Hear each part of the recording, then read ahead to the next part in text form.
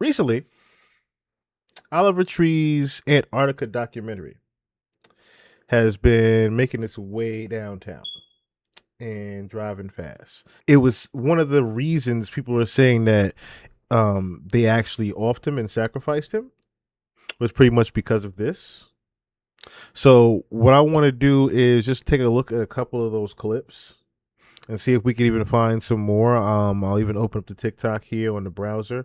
Pretty much, like I said, he's been making these different clips have been making their way around the internet, and I wanted to share them with you because it correlates along what we've been talking about here on the podcast as far as Hollow Earth. I specifically said I believe Hollow Earth is over that Great Wall, and from these clips that you're going to see here, I was right. Hollow Earth is over there. Now, if you're not familiar with what Hollow Earth is, Hollow Earth pretty much is the as above, so below part, core part of the Earth, right? Hollow Earth is also talked about, and we're going to get into this. Some of y'all might have been confused why I put Godzilla, right? Follow me. Some of y'all were confused why I put Godzilla as one of the pictures to the preview to the pod tonight. We're going to get into that because two people from that film that is coming out March of next year have now passed this year in the same month. Follow me. It's very ironic that this footage of Antarctica also features Hollow Earth. Hollow Earth is in the Godzilla movie. Follow me. I'll say it again. Hollow Earth, they show what Hollow Earth is in the Godzilla movie. They show you a distinct depiction of it. Now, we've also seen Big Money fighting. What's going on? We've also seen the Dark Side of the Moon movie, where literally they talked about, again, Hollow Earth. Now, Hollow Earth is also said to inhabit reptilians. The original creators, I should say, the Anunnaki, different alien forms of life that we've yet to come in contact with, are all there in Hollow Earth. Remember, we looked at the interview and the footage of the guy that flew the plane over Antarctica, and then he mysteriously disappeared after the second time he made that trip because he was going to actually talk about what he had actually seen when he flew over the Great Wall. Oliver Tree went to the Great Wall, as well as he got to see what was over the other side of the wall. And then what ends up happening to him afterwards, people are now saying that there's even a comment in here. I believe was it this one or the other one? I think it's the other clip. There's a comment that even alluded to the fact that he's not necessarily dead and that he faked his death so that he could get away from not only Atlantic Records possibly offering him, or even what he had found with Hollow Earth, the government. Now, there's in these clips, he's going to be hinting and alluding to a lot of different things that he actually seen in Hollow Earth. Actually, I like the lighting here, but yeah. All right, let's get into it. So this is him presenting his. And 369 days in Antarctica. 69 days in Antarctica. Crazy how he even chose that numerical number, right?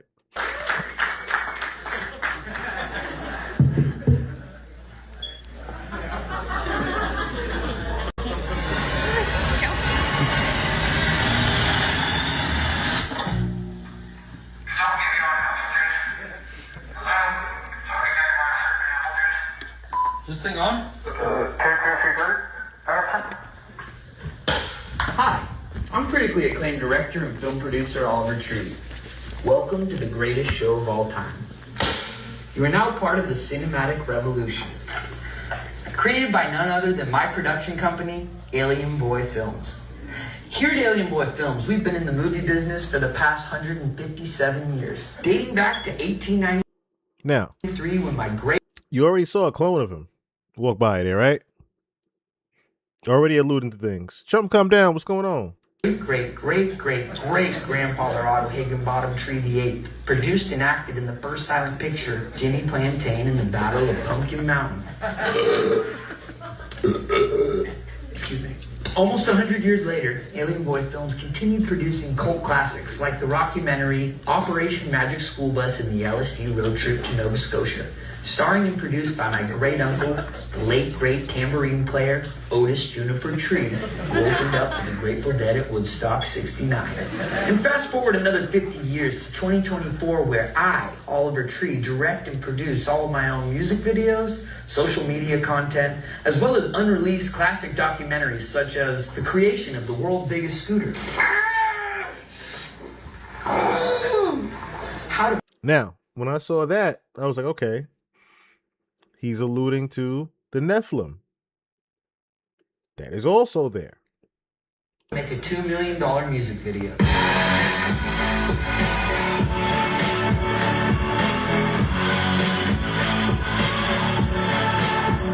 And at one time, Oliver Tree was banned from the military. We're inside a live army tank right now. Okay, so that's the end of that clip right there, right? That's just part of it. I'm gonna look up, try to see if I can find a couple of more of those clips just in case there are some things. But this is another clip that was from it.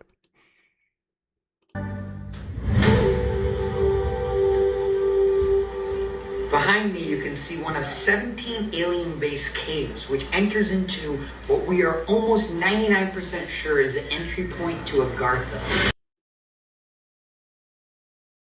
Now, you guys remember where Agartha was, right?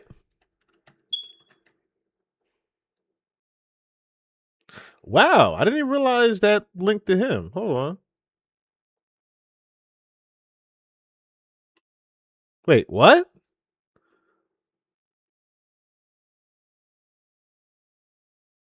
Agartha Hart? What? Wait, what? What is this?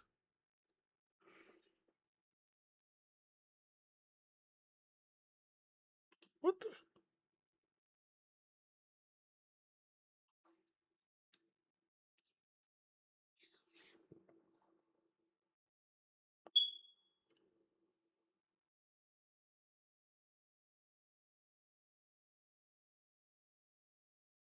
Y'all see what I see in the background?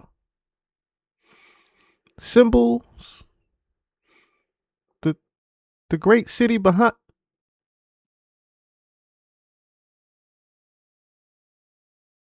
I'm just stumbling upon this. Gang. Hey, what the fuck did I just stumble upon?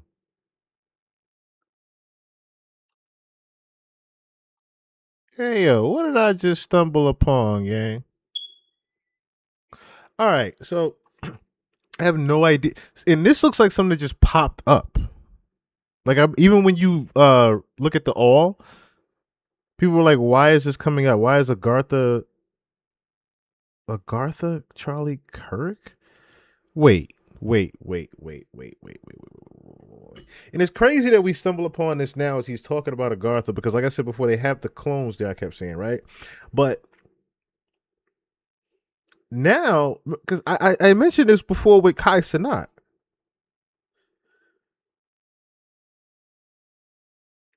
I wonder if this is trying to say,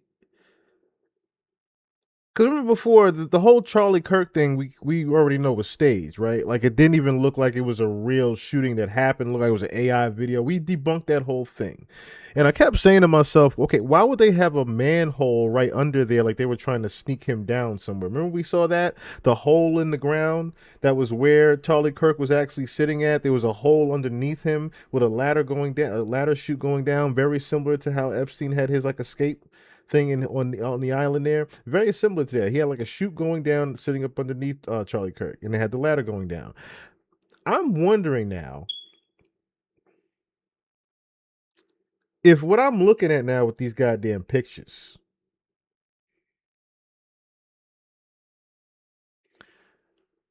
maybe I'm even, I don't think this is far fetched at this point. That Charlie Kirk wasn't assassinated at all.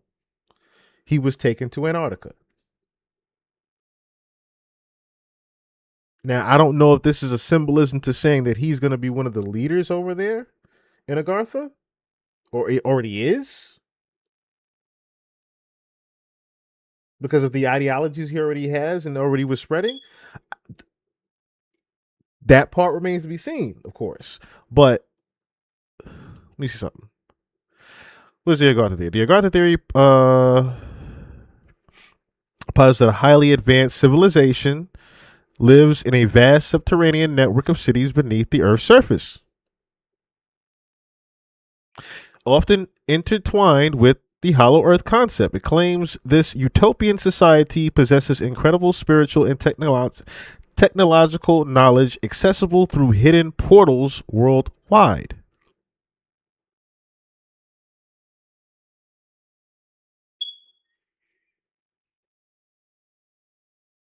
Interesting.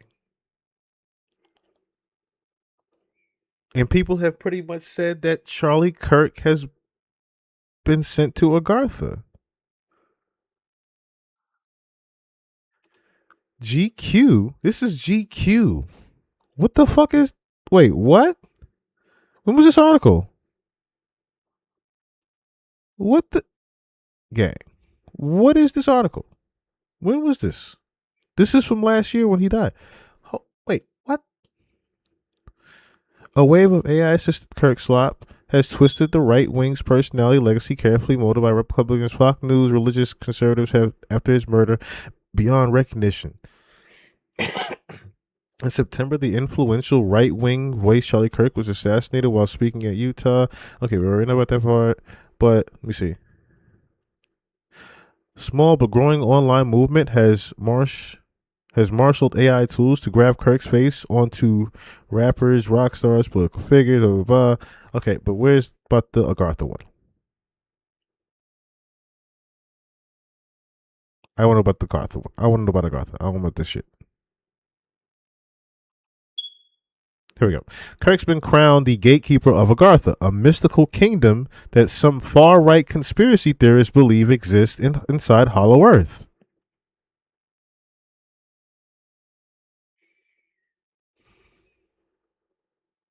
Kirk reimagined as Ashtar Shiran, a blonde, long-haired alien who is recurring motive in youth. Kirk giving a PSA to gamers to help save Agartha.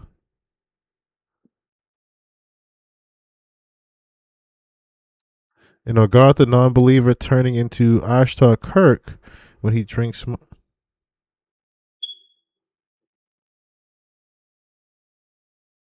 I don't want those, but the Agartha Charlie one, that's the one that stands out to me. That is the one that stands out to me. Wow. We just stumbled upon that one. Okay, so wow. That one caught me off guard. That one caught me off guard.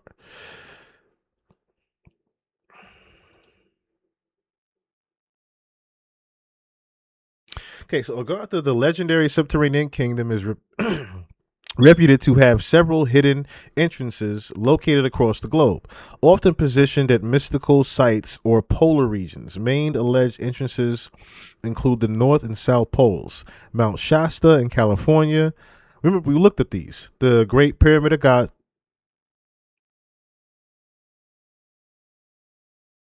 Wait, one of them is in the Great Pyramid of Gaza too? Wait. Whoa. This is why I was saying before the Godzilla movie is very important to this shit. Whoa.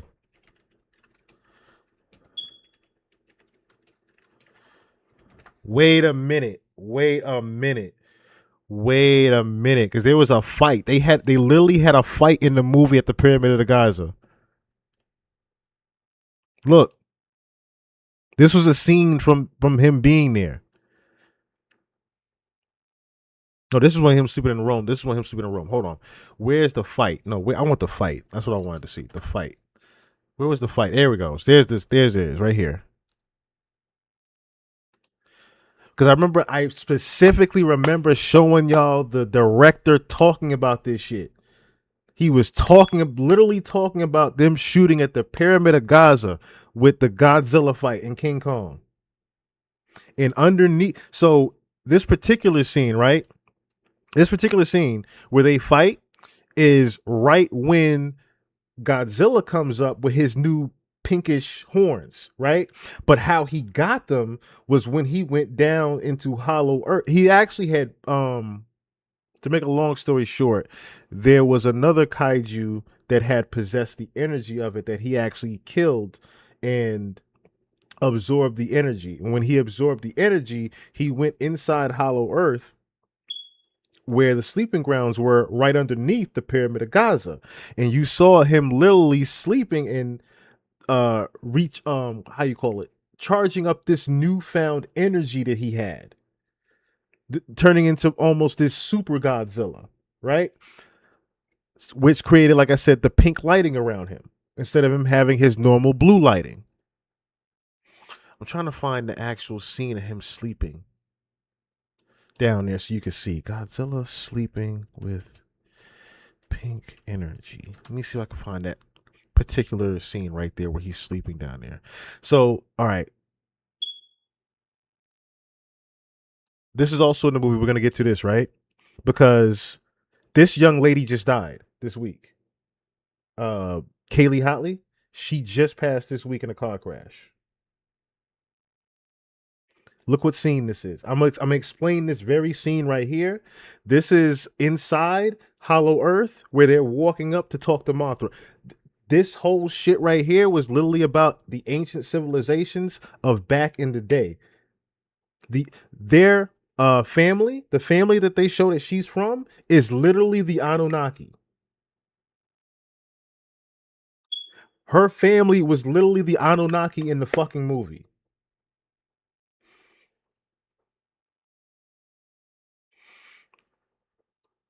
Do they have the scene where he's sleeping down there?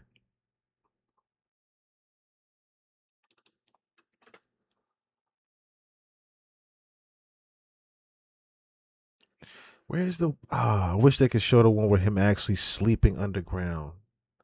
Sleeping underground with energy. There it is. This is the picture right here. This is when he was hibernating. Let's get a better picture. This is when he was literally hibernating. You see this? This is underneath the Crystal City. Swayze World, what's going on? This is underneath the Crystal City. Like, for Oliver Tree to be talking about Antarctica and Hollow Earth like that, yo. Oh, I'm gonna show you. This is the young lady that died that I'm talking about. Kaylee Hotley. This is the girl from the Godzilla movie. Remember the deaf girl? She was actually deaf. She wasn't just pretending to be deaf in the movie. She was actually a deaf actress, which is another thing that rung volumes to me. I'm not trying to make a joke, but the fact that she was a deaf actress, it was like, I'm saying to myself, what's in that fucking movie now? Because now I'm already a huge guy. Let me just say this now. I am a huge Godzilla fan. Okay, I always have been since the beginning of time. I'm gonna go see that movie. But now I really want to know, what are they gonna show in that movie? Because the movie is Space Godzilla is a Leviathan. Follow me with that, right? We're gonna get to that. Also, Draconian Reptilian in big form. But damn, I'm trying to get too off track. So the new movie, yeah, she died. She just look, July 21st. Look at the date, 7/21. That's another thing, 7/21. Like it's and then who else died from the movie? That this is their last movie? Gang. Sam's in Godzilla. This would be Sam's last movie. So I said to myself, wait a minute. 2 people from the goddamn movie died? In the same month?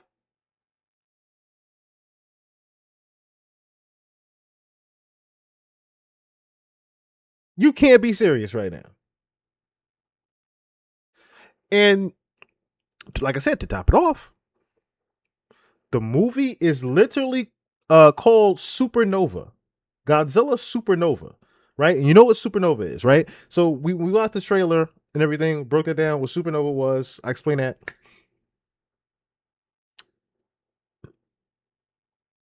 Crazy thing is, it's literally about Space Godzilla.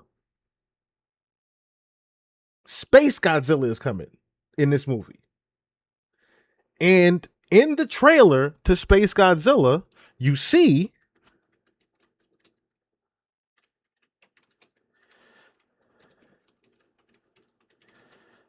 let me see if they show it from the trailer. They show the okay. So this is one depiction of it, right? So get this: Space Godzilla has giant crystals on his back because he comes from the Great Crystal City, right? Follow me. Comes from the Great Crystal. Wait, they got the toy out already? Oh, so that's what he's gonna look like? Oh no, that's an AI depiction of him. I'm about to say that's a great damn depiction of him. But let me see. Space Godzilla trailer. No, that one. Yes, 2027 trailer. Let me see if they show. I wonder if I have to go into the actual trailer to show you guys what I'm talking about. Crystal City. Let me see if they show it. Did they show it? No. All right. Let me just go to the actual trailer to show you what I'm talking about. No, I just want the original trailer, man. I don't want the. Let me just get the original trailer. I'm gonna get the original goddamn trailer. Now this probably is gonna be the original trailer. We thought. Yeah, I already know. That's not the original trailer. Well, you pause already, goddamn it. I know that's not the original trailer. Let's see, space. Hurry up, computer. Fuck.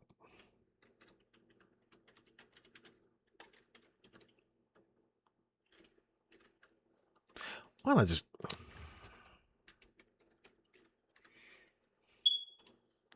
I don't know why I shouldn't do that.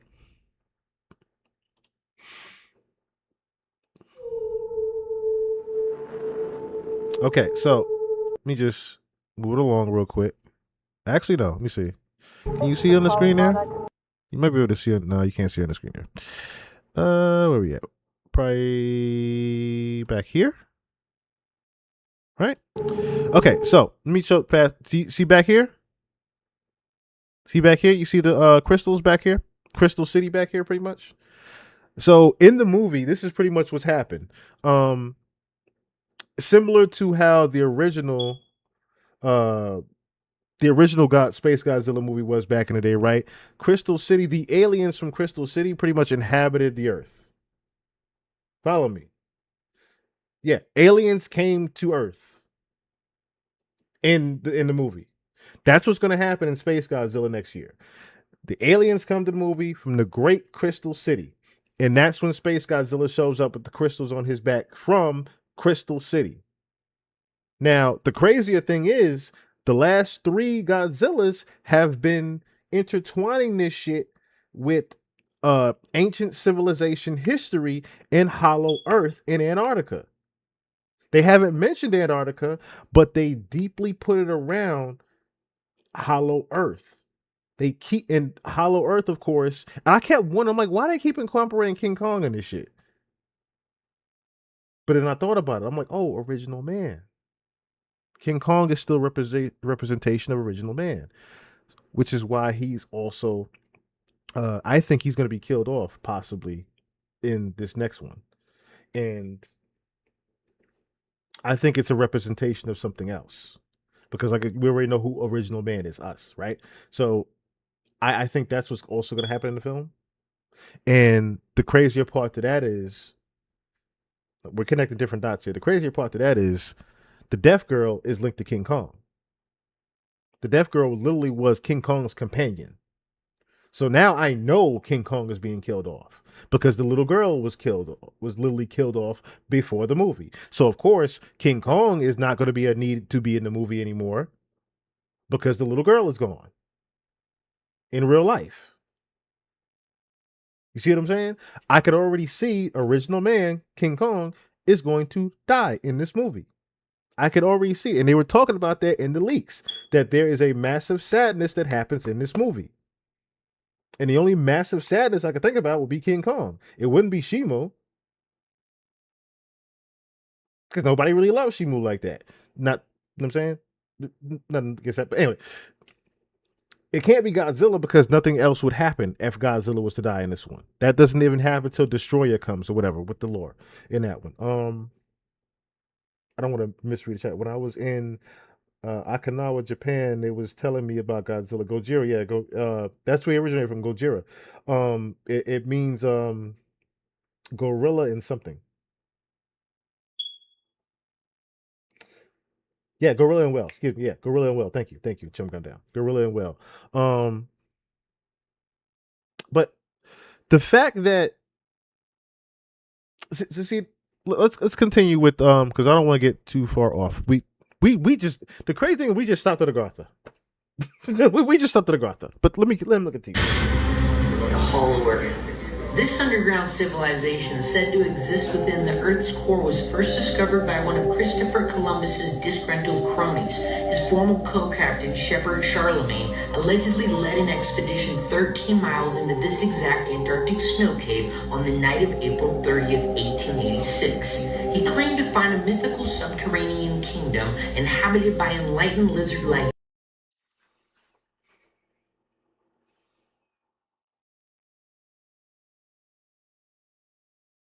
Do y'all see where I'm getting at?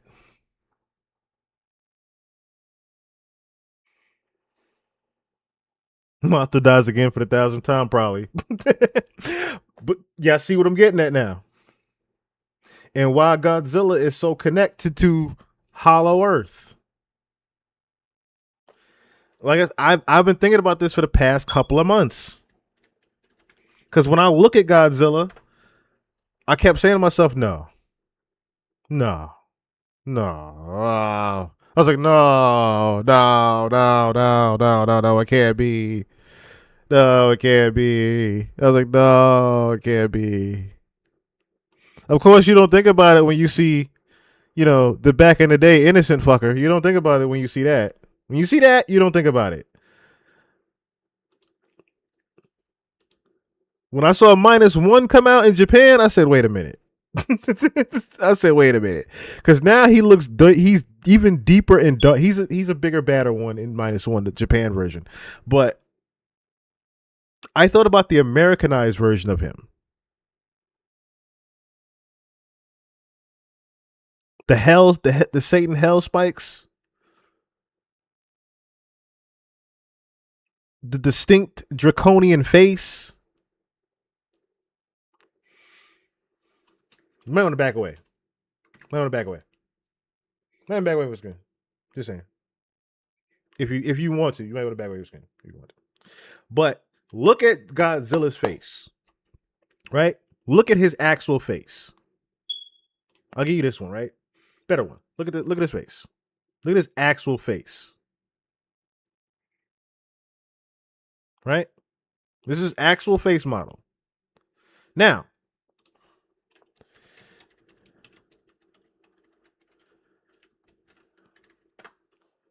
I put in Draconian Reptilian. I pretty much get the same goddamn face.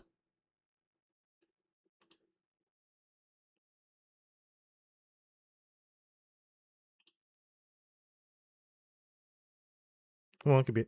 Pretty much get the same goddamn face.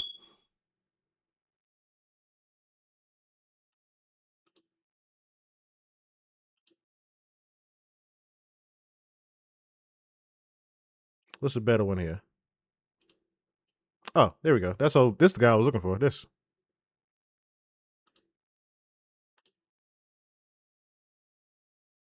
Right? That's it. You see him get that? Now, if I were one of the elites, oh, I love it too. I love it too. This is big and bad and it's mean. But at the same time, I gotta say to myself, the real reason he looks the way he looks is because of this.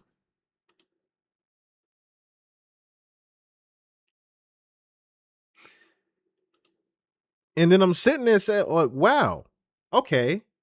If I was going to depict a giant warrior form, almost like a superhero form of a reptilian, how would I make him look? If I wanted to represent my culture, I'm a reptilian, right? And I wanted to represent my culture. I'm one of the elites and rulers of the world, right? We all, you know what I'm saying, we all got a family here that we run in the world with, and we want to represent our God and ourselves, right? You get caught that word I said, right? I want to represent our God and ourselves, right? Started thinking about why this nigga name was actually Godzilla. I kept saying to myself, like, what the fuck Gojira? Because Gojira is okay, is the origination of Godzilla, but I'm like, what Godzilla had to do with anything? That oh, God. That's the quintessential word in his name. God. Because he is the mockery of it.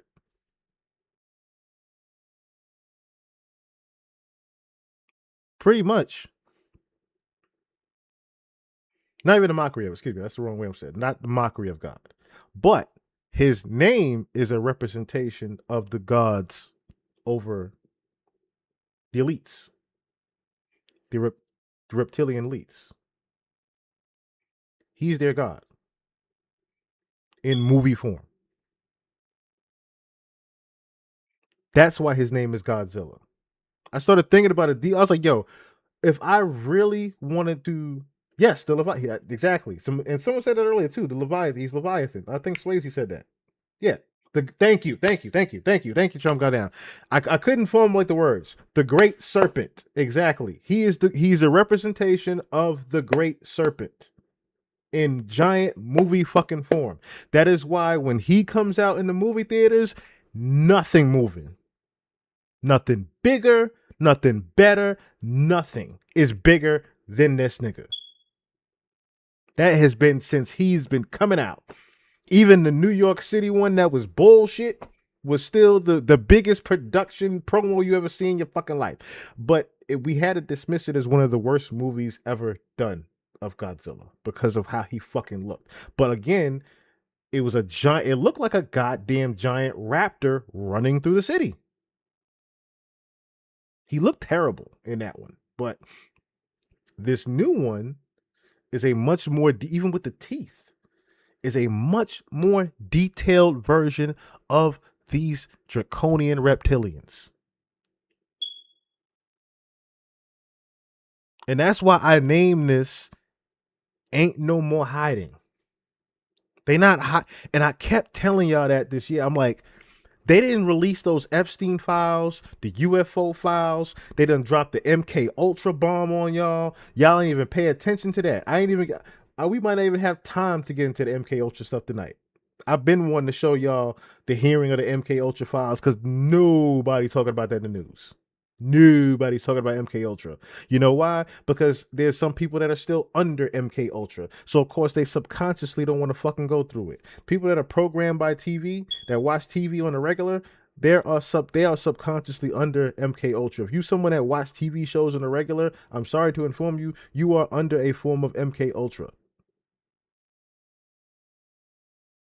Because unfortunately, they have you to where you are programmed to have a certain routine with watching certain shows already.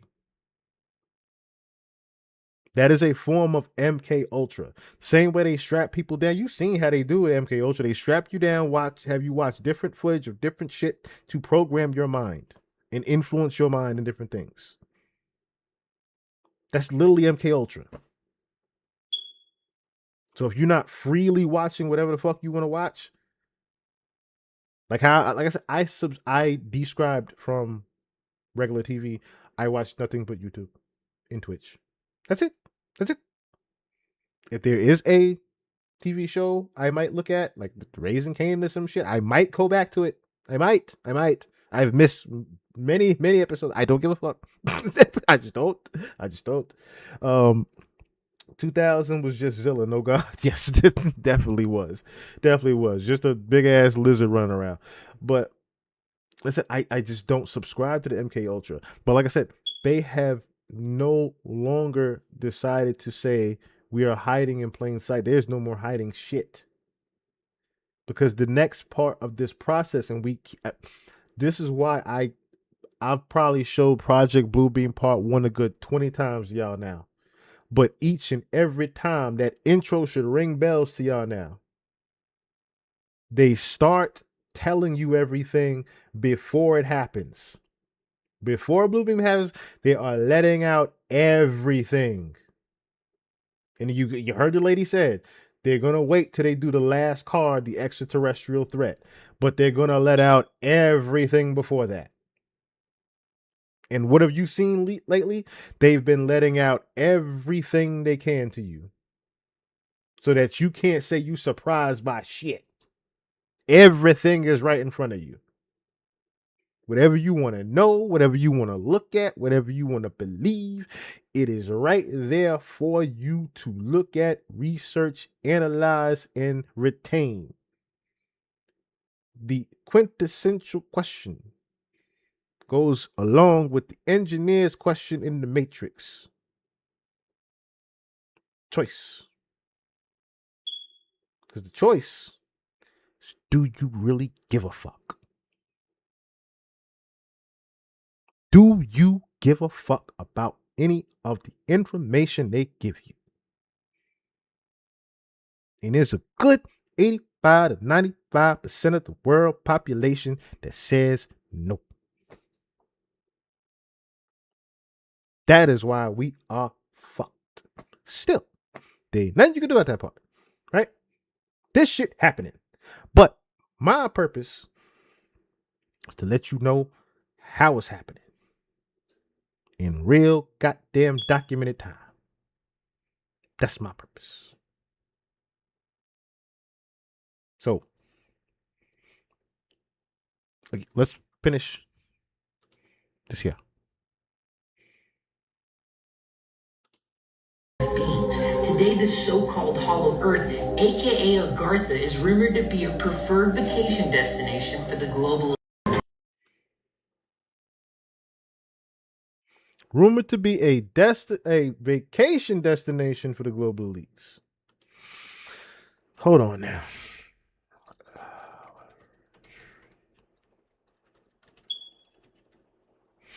I want to see if we can find more clips of it. Real quick, I want to see if we can find more clips of it. I want to see it.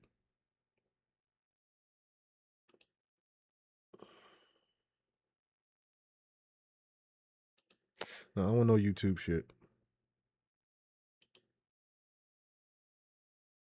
What you got for me, Reddit? What you got for me? What you got for me?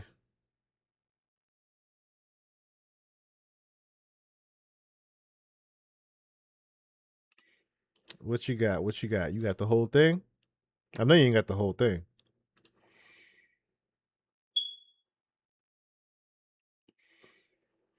What is this?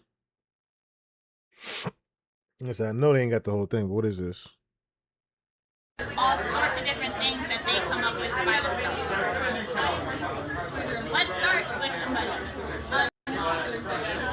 Andy. Slow it down. Wait, what? Holy shit, it's the documentary. Where the bomber clot minute? Where the bomber clot minute? Where the bomber clot minute? Me saving this. But you like showing your movie. No, I want to show the movie, but the machine is broken. All right, I'm gonna have to talk to everyone. Wait. Bring your. I know where Paul is. I gotta talk to Paul. Yep. There's a little delay. Showtime, guys. Uh-oh. Something's happening that's bad. Let's go. Maybe Oliver needs our help. Hello? Is this fucking thing on? You guys, can we turn the music off, please? Is everybody in here? Yeah. Can everybody please come in here who's outside? Yeah. You guys, okay, this is a really fucked up, Tell you what, because I don't trust YouTube. I don't fucking trust YouTube. I don't fucking trust YouTube. And it might be all this Google shit I got open. Why this shit stuttering like this. I don't trust this shit. Okay.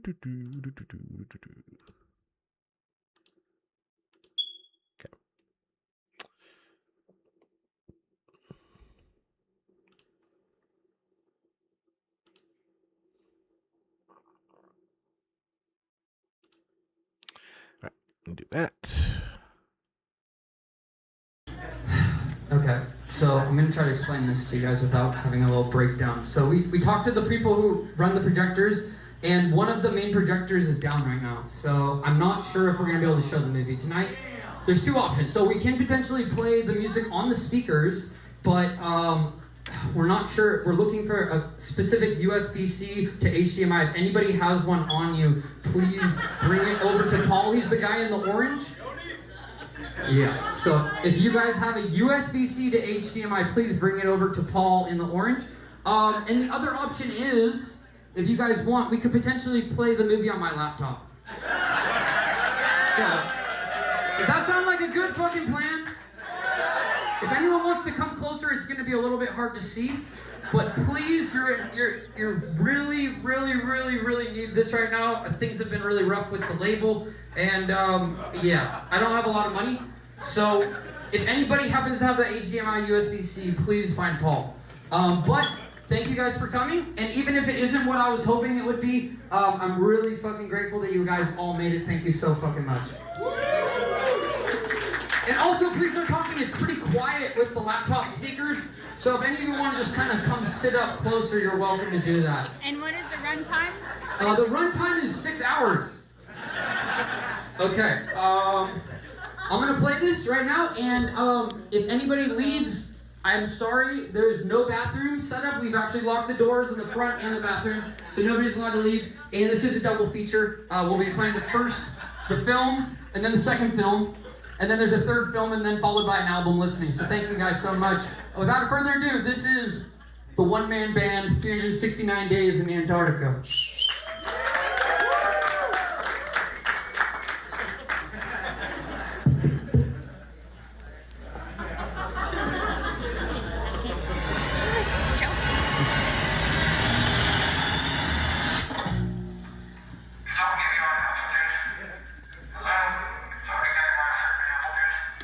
Is this thing on? Hi, I'm critically acclaimed director and film producer Oliver Tree. Welcome to the greatest show of all time. You are now part of the cinematic revolution. Created by none other than my production company, Alien Boy Films.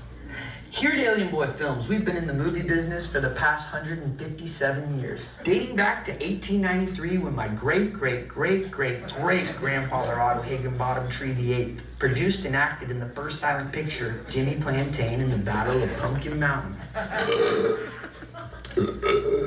Excuse me.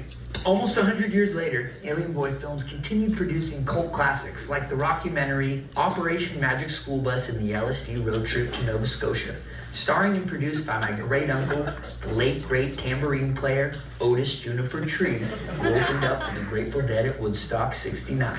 And fast forward another 50 years to 2024, where I, Oliver Tree, direct and produce all of my own music videos, social media content, as well as unreleased classic documentaries such as the creation of the world's biggest scooter, How to make a $2 million music video. And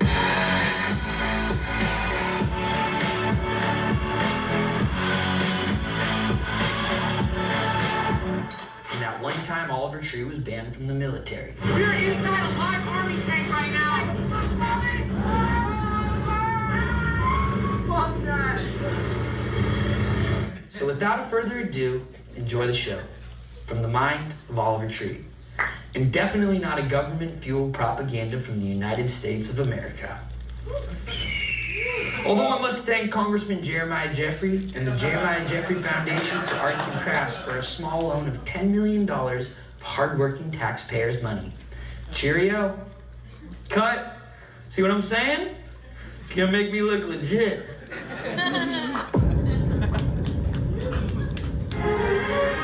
We live in a society where the internet tells us we're never good enough, never having fun enough, never pretty enough. Don't listen. Smile like you've never smiled before. I am beautiful. You are beautiful. Ugly is beautiful. A new fragrance for men. From the mind of Oliver Tree. Social media can be difficult. At Meditech, we understand the internet better than anyone. Through years of research and development, Meditech has created the algorithms behind some of the most high-profile platforms, brands, and influencers on the web. Just remember, it's not a miracle, it's Meditech. Fresh, crunchy, kosher dills from the heart of Albuquerque, New Mexico. Perfect for any occasion, whether it's a late night snack or breakfast in the Bahamas. And remember, when you're in a pickle, call Dr. McNichol. I'll give you a nickel to touch my pickle. Also, try our new peanut butter pickles. This message has been approved by leading Beverly Hills pediatrician Jeremiah Jeffrey Jr. and the Jeremiah Jeffrey Foundation for artisanal pickled snacks and goods. Are you tired of all your friends having sick-ass facial hair while you can only grow a measly little peach fuzz? Stop whining, you little crybaby bitch. Now I caught he just did that. Now watch when it distorts. Peanut butter pickles. This message is The pickles are a representation of reptilians. approved by leading. Look at the pickle face. He's making a mockery of reptilian faces. Beverly Hills pediatrician Jeremiah Jeffrey Jr. and the Jeremiah Jeffrey Foundation for artisanal pickled snacks and goods. When it did his glitching out part, I said, "Oh, he's really mocking them now," because we already know how the shape shifting on TV. Come on now. Are you tired of all your friends having sick-ass facial hair while you can only grow a measly little peach fuzz? Stop whining, you little crybaby bitch. Goatee Grow has you covered. Goatee Grow is the world's leading goatee hair supplement. Our unique formula is designed to make your goatee grow 10 times thicker, longer, and shinier. With just one pill a day, you can achieve the perfect goatee without the hassle of time-consuming grooming routines or expensive treatments. Goatee Grow has helped over 600 million people worldwide. Who better to tell their story than critically acclaimed rapper and composer Eminem? My name's Eminem, and all you got to know is the only pill that I pop is Goatee Grow. Ask your doctor if Goatee Grow is right for you. This product is not FDA approved. Side effects may include death, hospitalization, disability, or permanent brain damage, pain, redness, swelling, low-grade fever, headache, nausea, vomiting, fatigue, and goatee hair loss. This weekend, prepare to get your bunghole annihilated. Goatee Grow and Dr. McNichols Pickles proudly present the ugly and beautiful Monster Mayhem. Featuring all your favorite trucks, Big Judas, Frankie's Revenge, Cash Machine, and Blue Goo. I'm mad he made trailer ads for his own movie documentary. This guy is a genius. Don't miss our 29th annual Twinkie Barbecue Cook-Off with your favorite monster truck driver, Jeremiah Jeffrey. Tickets available from any Dr. McNichols Pickles location. Sponsored by Meditech Industries and Goatee Grow.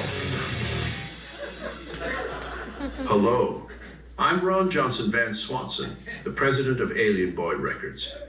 We are the label that brought you such hits as Ugly is Beautiful and such commercial failures as Cowboy Tears.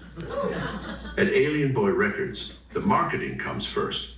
It's about what you look like, not what you sound like. The music just isn't that important. We sign artists who are interesting to look at, no matter how watered down or dog shit their music sounds. Alien Boy Records has access to cutting-edge algorithms, bot farms, and pay-for-play technologies, which has made crafting industry plants up to 15 times easier than before. Our #1 artist, Oliver Tree, is a Yo!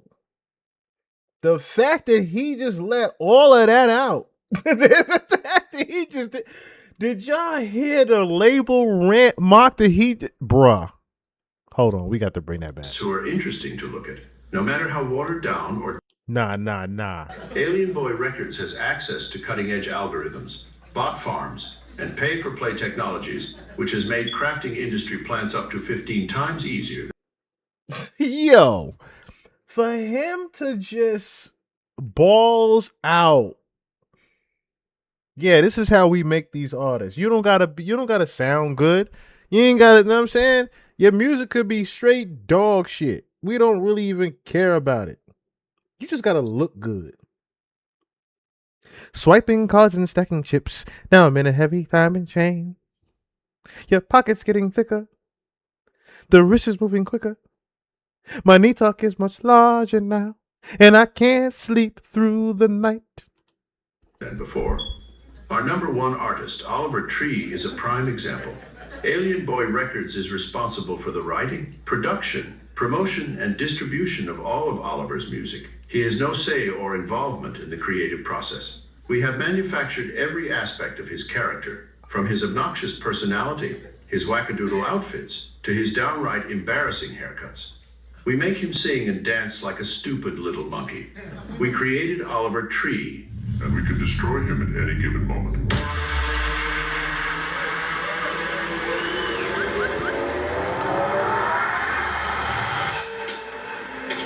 Yeah, I know what to do, dude. No, it's not working. I'm not exactly qualified for this type of work. I think up top we need to put an icicle wheel with a spinner on it. This is bad. I told them not to paint it all. It's not gonna work. We're gonna have to come back in a month and reshoot this and rebuild the whole thing. They're about to lift the heart up for the first time. We're gonna see if this thing actually holds. This is the most dangerous thing I've done in Afghanistan yet.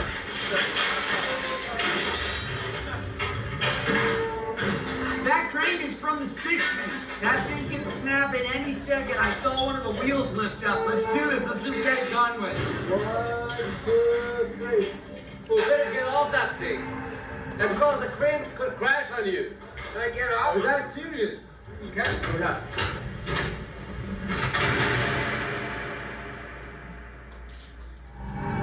The following presentation is brought to Wow, I just caught what he did. I just caught what he was representing. Him getting off of the machine. Getting off of the machine. And he went to he was pretty much saying in right before this particular clip of him getting off the machine, has a label executive literally saying, hey, we built him, we can destroy him. The very next clip is him literally getting off a machine in a heart shape. Rest in peace to Oliver Tree, yo. you by Metamobile. We politely ask you to shut the hell up, turn off your phones, and live in the moment. There is David Tarantino, what's going on? We are looking at the Oliver Tree Antarctica documentary. no filming allowed, and if Oliver catches you taking a video, he will personally sue your ass for every last penny.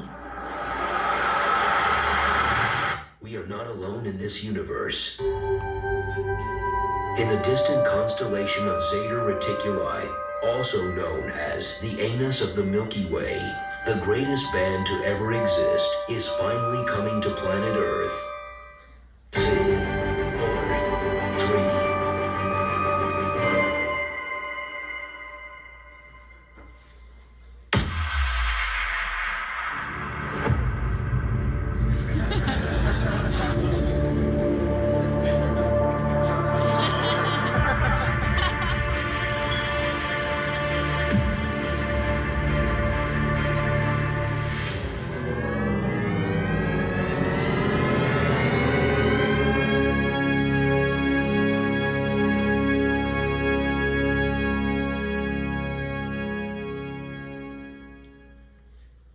The following feature film has been approved for restricted audiences only by the Jeremiah Jeffrey Film Institute of Antarctica. This movie contains gruesome imagery, such as making out with grandmas, full frontal male nudity, ugly men getting punched in the no-no spot, as well as naughty words and potty jokes written by my 5-year-old nephew, Little Bubba Jr. After disappearing for years, the next chapter begins. Oliver Tree's true magnum opus, the same sound you fell in love with, now returns for the 4th studio album by the bowl-cut legend and a ridiculously epic odyssey. Recorded over 2 years in over 80 countries, 7 continents, with tribes in Africa, from Antarctica to Afghanistan. The documentary series, The One-Man Band, and the greatest album ever recorded across planet Earth.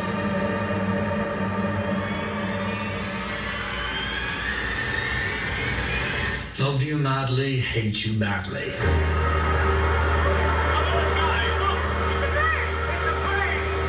Yo, he just showed himself jumping off, going over the Great Wall just now, didn't he? 5702. Let me see.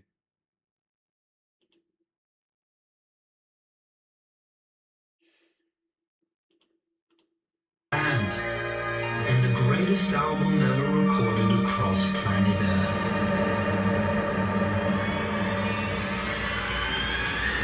Oh no, that's somewhere else. I thought he was jumping out of I know the wall is pretty damn big, but that's not Antarctica though. This is not Antarctica right here. Love you madly, hate you badly.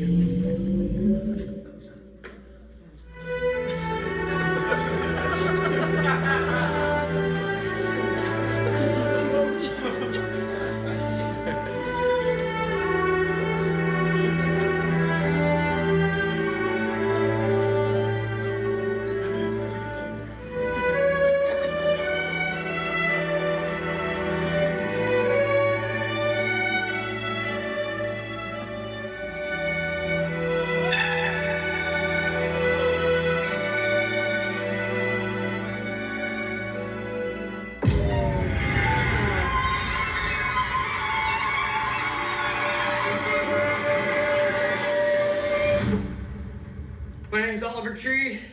I'm out here in Antarctica. I've been here for about a year, and I'm recording my album.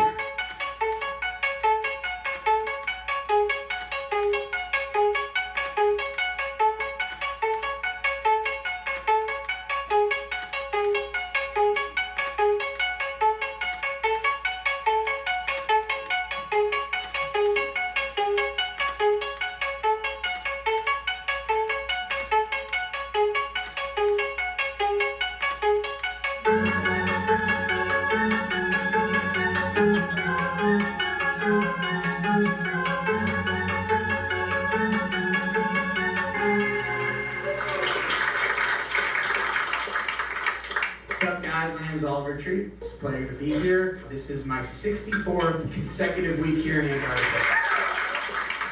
Today is day 364 of me being in Antarctica, and today is the day that I play my album for my parents. I'm Christine Nickel. I'm Oliver's mother. I'm Jesse Nichols, a third of Oliver's pops. So last Christmas, before I came to Antarctica, I was at my parents' house. I opened up a box of pictures and I find an ancient photograph. This black and white picture, probably from the 1930s or 1920s. He's got a drum on his back, he's got an accordion, he's got all these crazy instruments. Who is he? I asked my mom, who is he? I asked my dad, who is he? This man was my fucking grandfather. My grandfather was the original one-man band. He was the first person to ever conceive the idea. So in honor of his legacy, I want to take it to where my grandfather could not. I wanted to do it in ways he could never dream of. That's crazy. And that's not even as you could tell that was not a joke. That he was dead. That's an actual fact that his grandfather is the original one-man band. That's how significant this guy actually was to the music business. That's crazy. Like I said, we already know they don't just sign any old body for no apparent reason, and usually it has diddly shit to do with their actual music, and it's more to do with their actual lineal heritage and their bloodline. Remember when he came home for Christmas and he went up in the attic and he looked through all those photos and he found one of his grandfather. John Nickel, Yeah. And he died penniless, and he's following his footsteps. It's like history repeats itself. He actually had talent. Yeah. So based off of my grandfather, who was the original one-man band, I am making the modern version of it, which would essentially allow me to play out anywhere since I got a drum pad here, should allow me to make beats. Not bad. I'll be like fucking Frankenstein, one-man band, woo! So here we have my chesty. It's an onboard live mixing rig, fully analog of course. Basically designed to take a bullet, bulletproof vest around it, and be able to mix an entire live orchestra, which is unnecessary because it's just me, but you never know when that could come in handy. And in the back, I have a full onboard rig. This is what attaches to the back. Ooh! Still getting everything situated, but you can see there's never too much Velcro. Yeah, this will allow me to be able to do beats anywhere. I built this setup so that I could record out here on the ice to get the full inspiration in Mother Nature in all her glory. It's gonna sound good.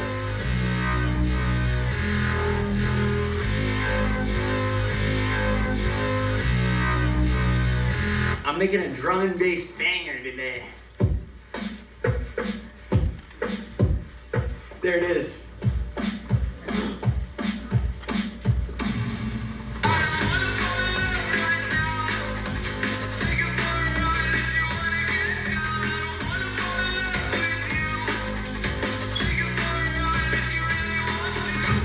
Oh man, this is gonna sound so good.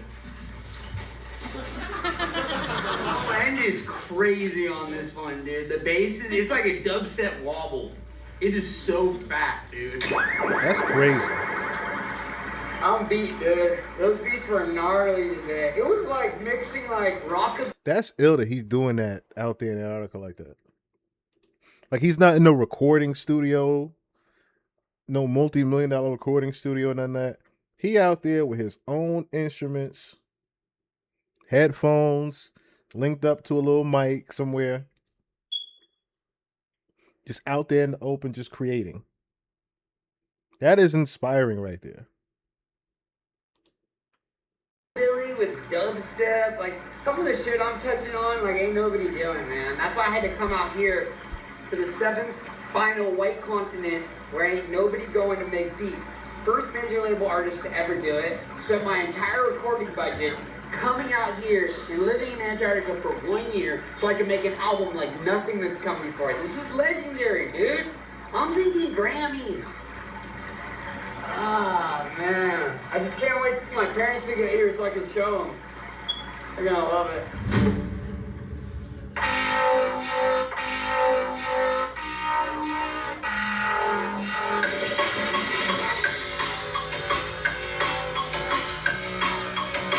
That would have been hard, too.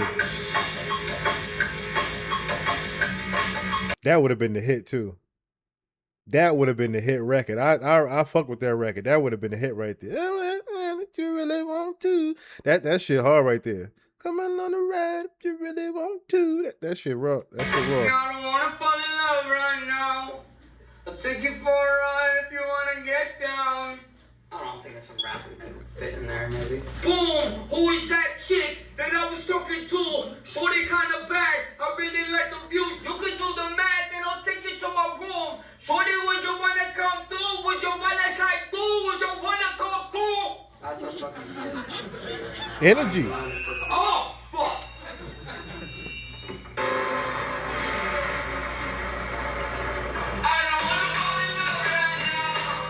Trying to make a little outro part like a little fucking trap.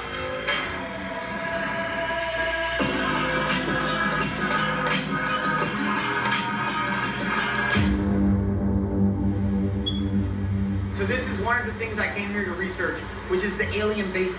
I saw a UAP. UAPs we've seen UFOs, we've seen a wider range of things. We've seen ones that were oblongato, very long, more like a missile, and we've seen ones that are more circular, the traditional, standard kind of boring, textbook stuff. We've seen a wide array of ones. Those are rare. I'm always watching. But have you seen them coming out of It's about him recording his album in Antarctica. And in his trip to Antarctica, he stumbled upon some very interesting things. underwater? Oh yeah, they work their way down. They finally make a hole, and the way they go, that water drains down, and sometimes you see them shooting out the sides of these big chunks. So I've been keeping my eyes pretty wide open, and I've been looking. We saw it one time. It was absolutely stunning. I'm on a rifle team with the military. Me too. I'm pretty good at ranging, just looking at things. And like I say, just look at the stuff you know, and the length of it. I'm on a rifle team with the military. He wasn't supposed to say that. So that means how he got out there, somebody with military clearance got him near that wall. That's how he got near that wall. Through this guy. Good judge. If I was to bet, that little one looks like a... Look at the holes right there. Those are tunnels leading inside there. Entry port right there. Yeah, it's an entry point. Those are entry points. That's probably for a smaller ship. Get a close-up of that. What I'd give to get a chance to go up in there. Are you fucking kidding? 1, 2, 3, 4, 5. I can count 5 different entry points to this alien base. This is the reason why I've stayed in Antarctica so long. Look at this fucking thing. I'm giving an interview about alien bases and one shows up right behind me. This is a daily thing here. This is something that has kept me in Antarctica because I want to know more. And without the proper military support, I can't go deeper into this because this is NATO territory. It's been closed off. But a guy can wonder and a guy can watch from a distance and document. We've got multiple cameras here so that we can try to get this footage and upload this to the internet where everyone can witness this for free. We don't have to hide this anymore. And we are literally looking at and listening to why they wanted to off Oliver Tree. He was not supposed to film this. He was not supposed to film Antarctica. You've already seen the clips of the guy that actually is working on one of the ships in Antarctica. They literally took his laptop when they found out that he was doing live streams from YouTube or he was doing like little interviews inside of his room. He wasn't even showing outside Antarctica. He was just doing shit from inside the ship. All he was doing was showing shit from inside the ship. And they took everything from him. No, they said nobody is allowed to have any phone film devices.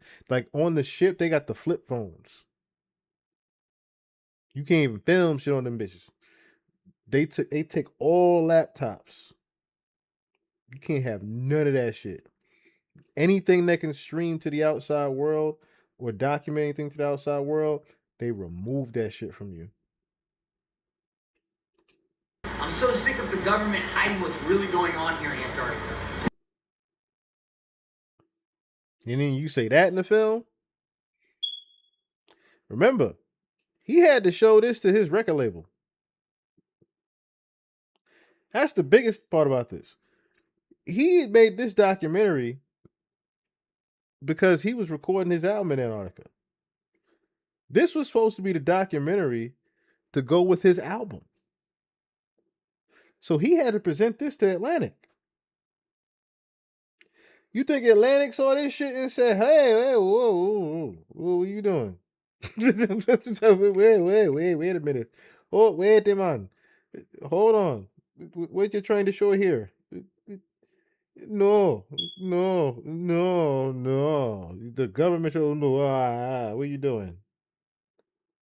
You can't show this to the world. This is what's going on. Alien bases that go underwater, where you have orbs, you have UFOs, you have UAPs, you have so many different types of vehicles, but this is what keeps me. As much as I love it, I feel like maybe I've hit a threshold. Maybe at some point I can come back and work closer with more scientists. I could potentially work with the US government if they will allow me to be a lead researcher so that we can figure out what's really going on here. There's a disconnect. That's the problem. It is concerning, yeah. Yeah. He thinks the world is going like this. He's just so off base. So, yeah, we're going to bring him home. Yeah. We're going to get him. And of course, his parents, they don't know. His parents don't know. His parents have no idea what he stumbled upon. Nor do they really care. His parents don't care. His parents are boomers. His parents are late boomers. Look at that. The homie is relaxed with his top cat hat on, hand in his lady lap. They don't care about none of this shit. They don't care about none of this. Take him home, get his head right. Listen, taking him home, probably the worst idea you could try to do. That might have been. I kind of wish he would have stayed. Some help.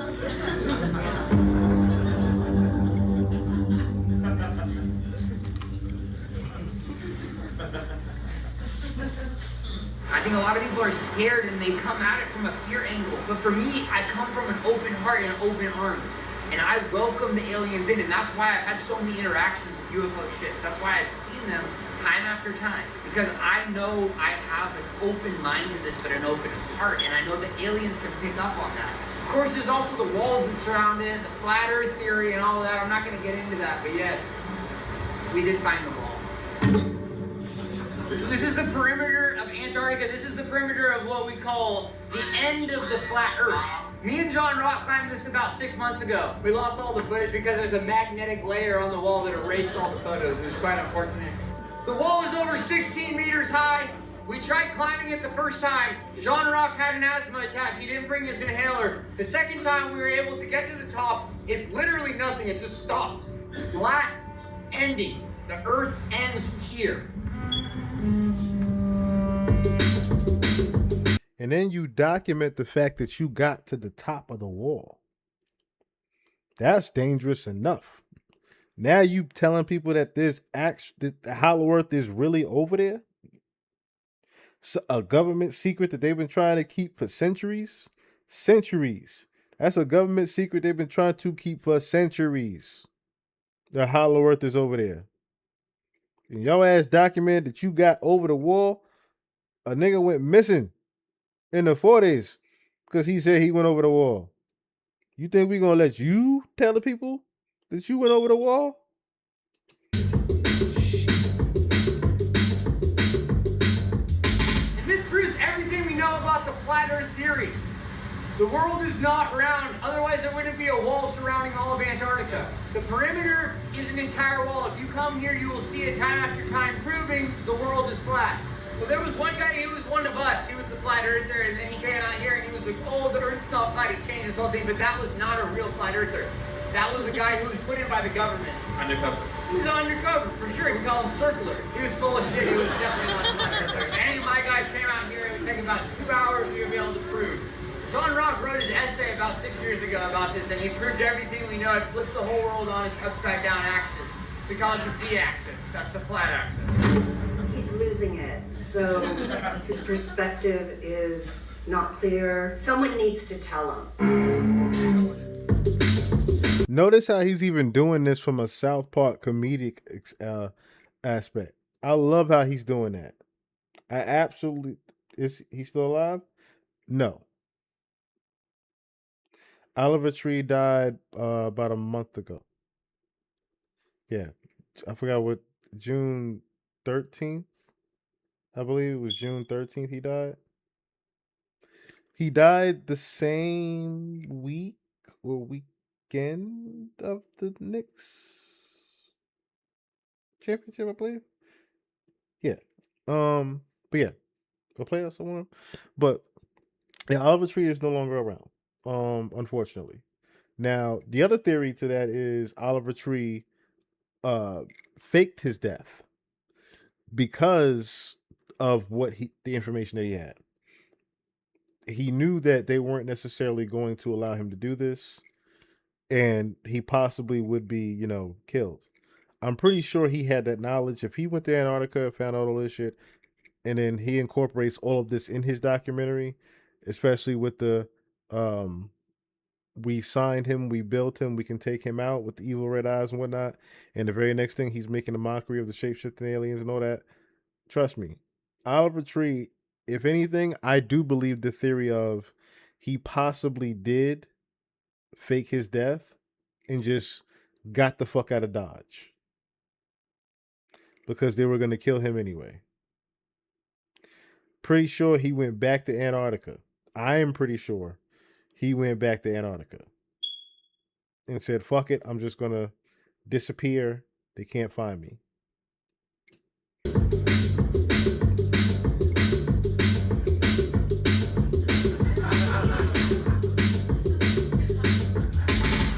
That was very telling to me.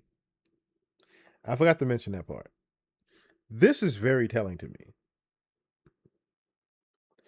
Especially when we're talking about somebody that just made a mockery. No, he didn't die swimming. He died in a helicopter crash in Brazil. Oliver Tree died of a helicopter crash in Brazil. And this particular part here, him having the pizza on his scully.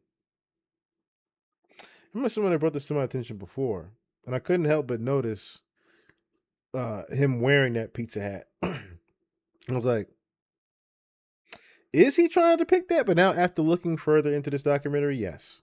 He is definitely mocking the elites by him filming this particular footage in Antarctica and wearing that pizza hat.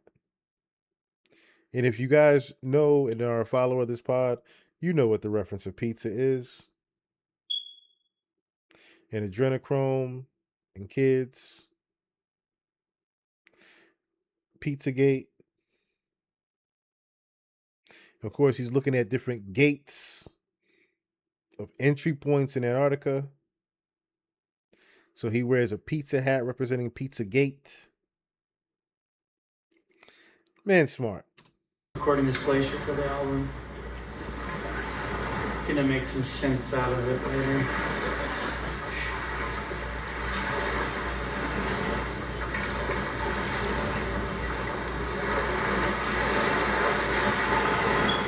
That's gonna be icy.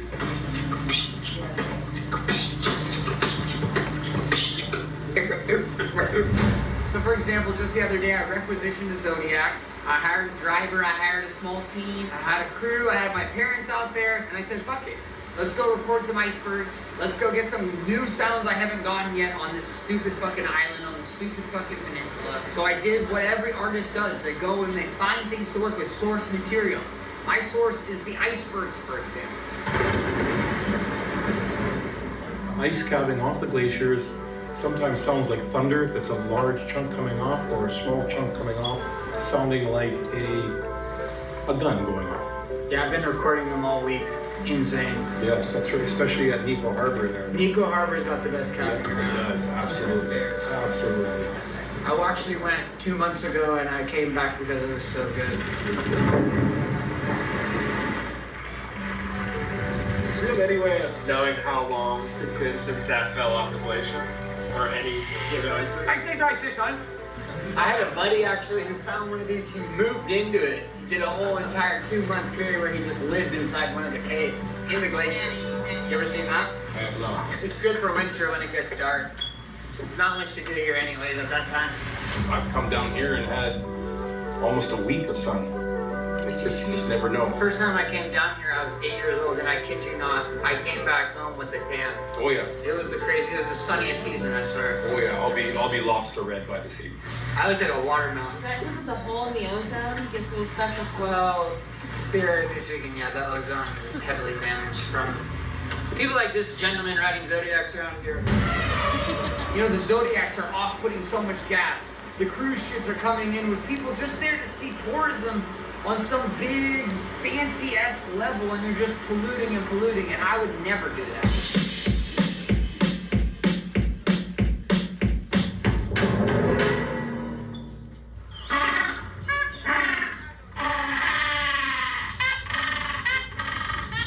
came out here to record everything naturally, try to do I was gonna say it's kind of dope how he's recording the penguin sounds. He's recording like the polar bears and the penguin sounds, the water and everything. He's recording all that shit and taking it in and using it and sampling it. That's dope right there. sound collage. A lot of people would consider my methods unorthodox. A lot of people would say they're unethical because I use animals without their consent, because I also am recording nature and making money off it, potentially millions, who knows. Probably the label will take all the money, so it's not a big deal. But basically I've been using an ME66 as a basic little shotgun mic, and I've been recording everything I can find. And I've recorded everything here. I'm pretty much maxed out. I've probably recorded every glacier in about a 14-mile radius around. We might have to do a little piece on that, David Tarantino. I never would have thought of that. See, the thing is, I've detached myself from watching any type of kid movie. I ain't got no kid. So I detached myself from watching kid movies like that. Long time ago. But I did not know that the Minions is linked to adrenochrome. I'm going to have to dig deeper into that and look into that. And we might have to do a little piece on that. The entire peninsula, so everything Shackleton and the early expeditions touched. I've been there, I've touched it, I'm fucking over it. I've recorded every type of penguin in Antarctica. I'm done. Trying to get some recordings of the penguins for the album to use for some new synths. They're not very noisy to do. I gotta get some of the piano penguins. Those things are insane, dude. They're so loud. I went and recorded the piano penguins. They're 18, I believe it's 17 different vocal cords. Very similar style to the throat singing that they do in Asia as well as Northern Africa. And I make synthesis out of the penguins. Nobody is doing this. But I can take something so horrible sounding and turn it into something so beautiful.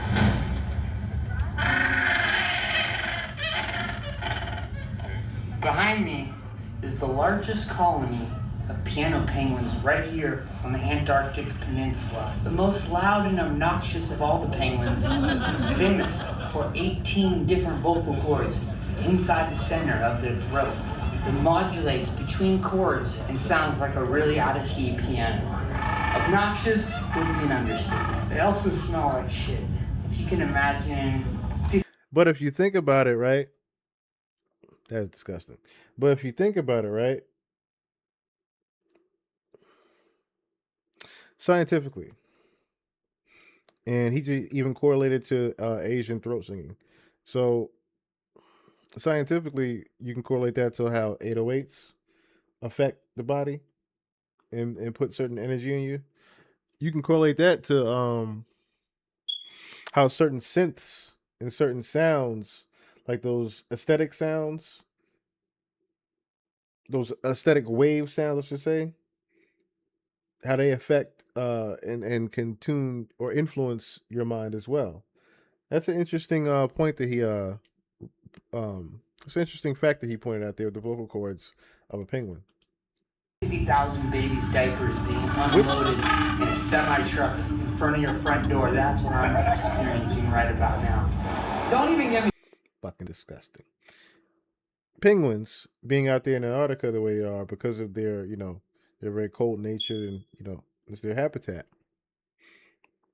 But it also then begs the question of, okay, the real reason, well, not even begs the question, just also answers, I should say, the question of why they're really out there and why they are a special species with their vocal cords to begin with, as well as being able to withstand the cold and being that special of a species. You know what I mean? Started on the piano penguins. Their fucking dookie smells like a nuclear poopy. If you're lucky enough to make it out to Antarctica, I would highly suggest skipping this portion of the trip. Let's go. I didn't mean to pause it on that, but damn, what time?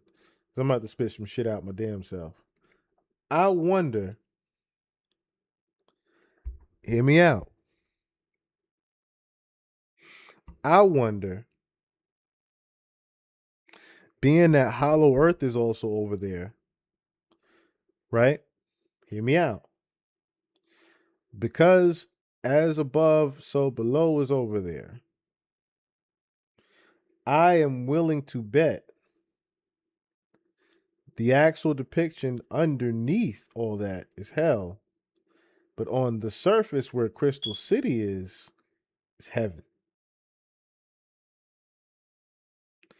I am willing to be a betting man on that. Underneath in Hollow Earth is hell. The reptilians are in their habitat. On top of that surface where they're not allowed to be, in that Crystal City, that's all white and looks super clean and new and futuristic. I guarantee you that is the actual depiction of heaven. I am a willing betting man of that. I just took a shit. You know that there was a team of scientists who actually measured how far that it can shoot the poo-poo out because one scientist got hit while he was eating a sandwich.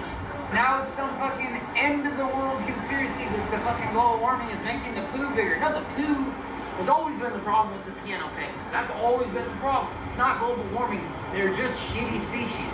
That's all. Fucking annoying. They sound like shit. They smell even worse.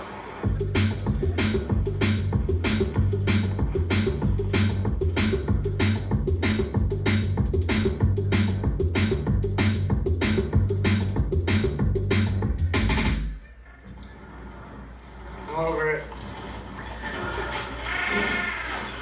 You good? I'm fine, just go on my tummy. Hey, man, you cannot touch the ground, please. I didn't want to tell you. Okay, try not to. I didn't want to. Okay. It's a nightmare.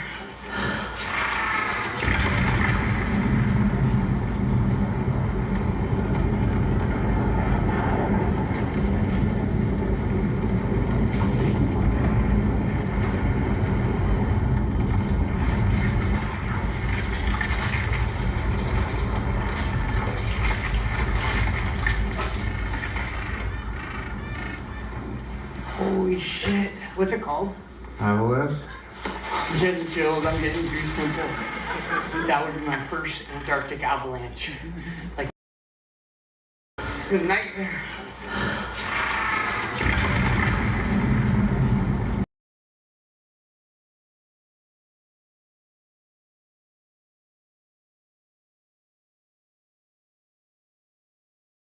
Almost sounded like something roared almost, didn't it? I know it's an avalanche. I'm talking about the cause of it. Almost sounded like something roared almost. No bugging?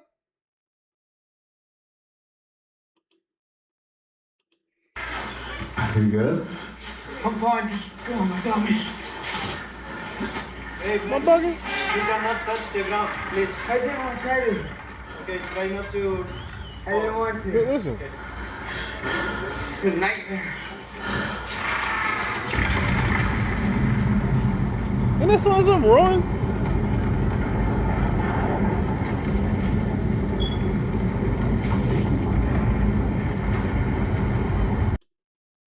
It's a nightmare.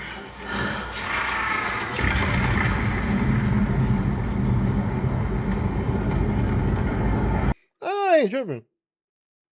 Maybe I am, but that sounds like a roar. I want to really slow this down to take a look at what I might see or might not catch on this avalanche.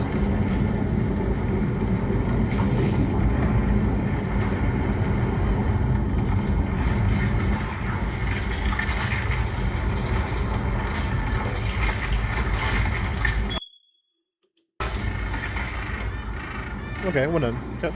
Holy shit. What's it called? Avalanche? I'm getting chills. I'm getting goosebumps. That would be my first Antarctic avalanche. Like sand in an hourglass, just dripping down at the top of this beautiful maple Alps. What was that other thing I saw the other day? Avalanche. I've seen a buttload of those. You gotta come here to see the avalanche. And actually, if you're not cool and you're a fucking piano penguin, you should be under the avalanche so I don't ever have to smell your nuclear fucking dookies again. Jesus Christ. This is the most dirty penguin highway I've ever seen. A penguin highway is an academic term used by Antarctic scientists to describe. Okay, those are, I'm not.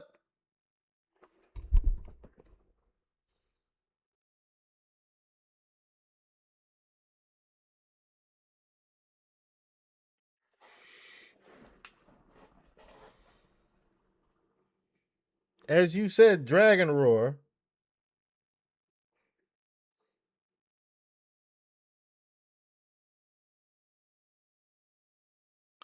Wait, Godzilla's a dragon. Godzilla's a dragon. He breathes fire.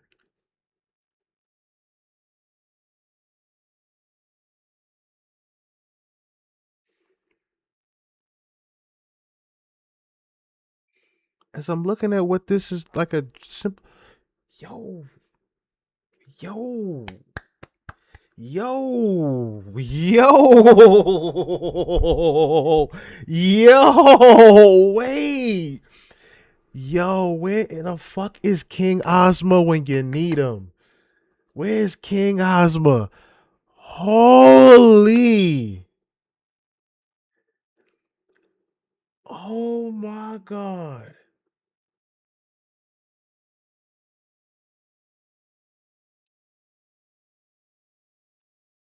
Dainty Delighted, what's going on? I watched a vid about I watched a vid about a Bible that says the earth was once destroyed by a dragon. You have no idea how many people have brought this exact piece of information to me. And it keeps coming up. And now I'm sitting here saying to myself, like the light bulb just said, because I'm thinking about Godzilla. And I'm like, wait a minute. That's what he's really representing. Because each time it's a representation of him what? Coming back. Every time in the movie, the whole thing is the whole biggest part is about him rising and coming up and coming back to fight. Whatever it is, but him rising out of the water to come out and fight the big great dragon. And that's why all these movies have also been linking him to Hollow Earth. Because he is the great serpent. Godzilla is really a representation of the great serpent and the dragon that is in Antarctica.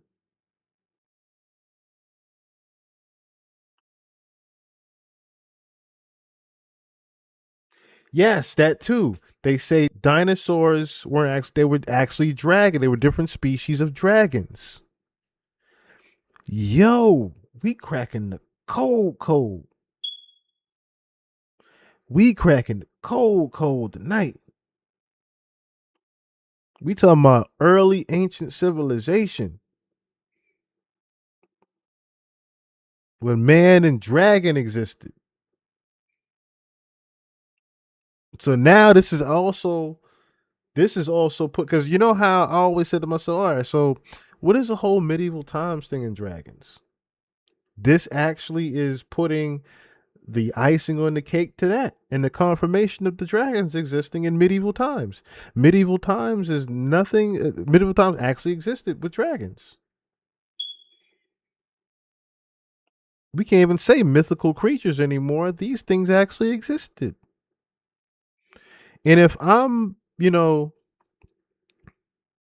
if what we're stumbling upon here, this also breaks the theory, or should I say confirms the theory, possibly, that the elites have been preparing for that dragon awakening and breaking out of that wherever he is.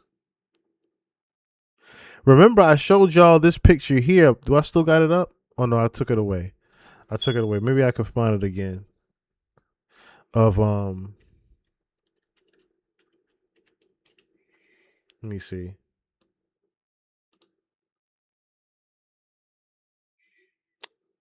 Let me see if I can find that picture again for y'all. Yeah, so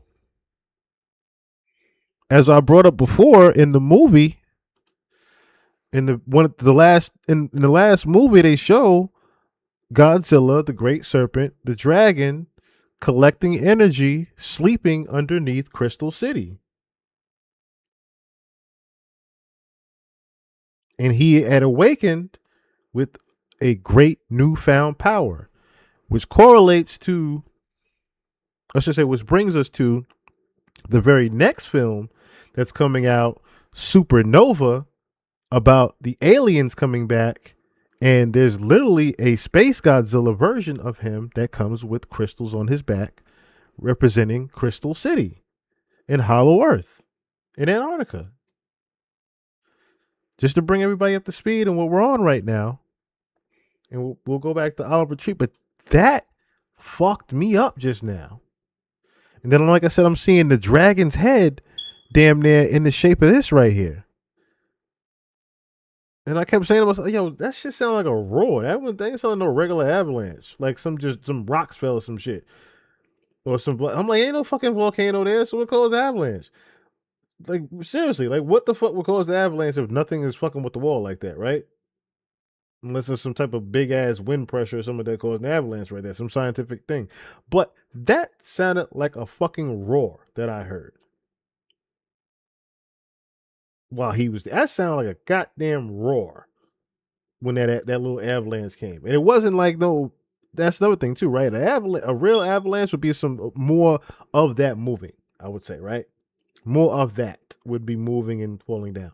That shit sounded like something was a little angry or just, not angry, but something, like I said, roared. And then that avalanche happened. Something big roared. He might have been a sacrifice to an underground dragon. I don't know about an underground dragon. And TikTok has threads of all dragons located on Google Earth. So interesting thing, right? I think it's not Michigan. Where was it?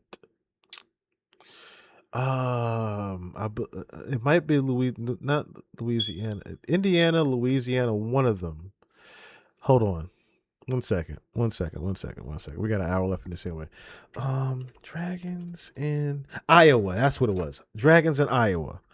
There's literally stories recently of people that have seen dragons in Iowa, in the state of Iowa. It's like a known fucking thing that people see dragons in the fucking sky at night. I shit you not.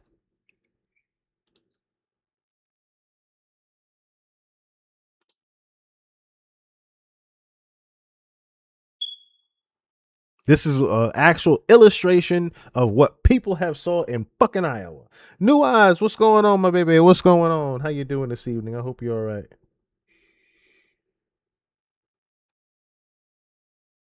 Interesting info when you research Antarctica. I'm about to look that up in a second. I'm pretty sure it is. I'm pretty sure it is at this point. Because like I said, we done stumbled upon some shit. Okay, so this is a picture. Someone said this was the, let's see. Apparently there's a dragon in Iowa. See, this is the picture right here. That's what I was trying to find. Now, you can't really see much. But someone said they actually took a photo of a dragon that they saw in Iowa.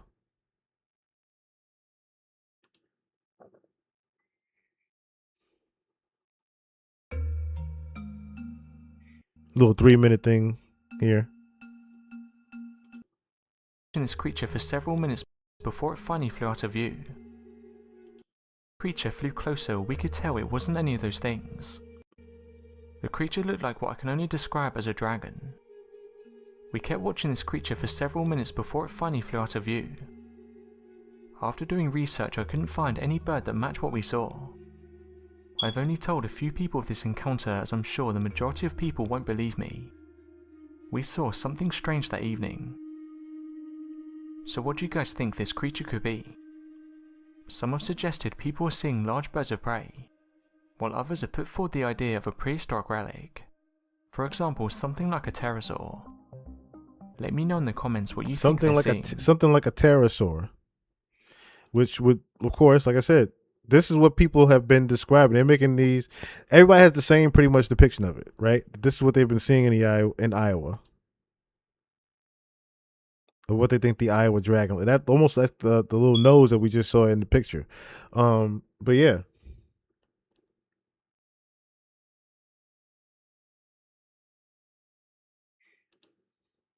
There's another illustration of the Iowa dragon. Listen, I shit you not. People have stories of them literally saying, "Yo, we think we see a dragon in fucking Iowa." So let me see real quick. You said something interesting when you Google dragons in Antarctica. So let me see. Let me just use this one. So what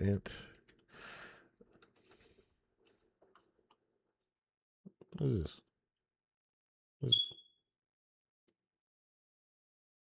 Oh, okay.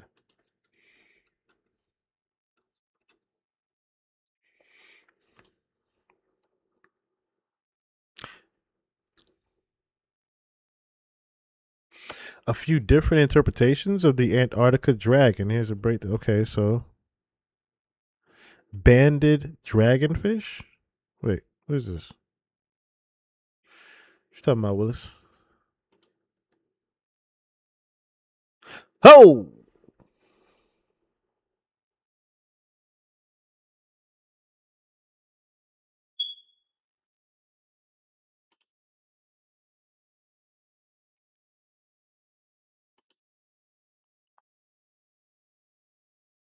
What is this?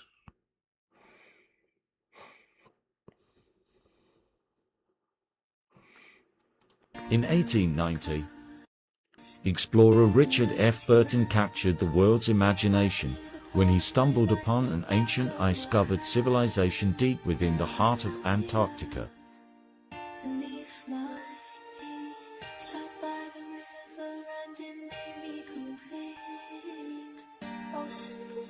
Now I feel like these are AI pictures, but I don't know if they are or not.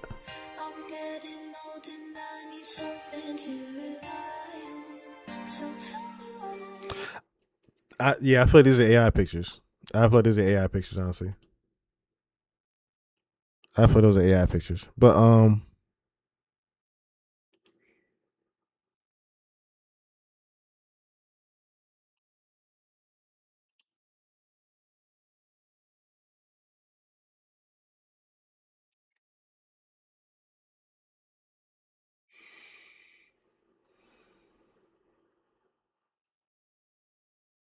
there's a frozen dragon off Antarctica.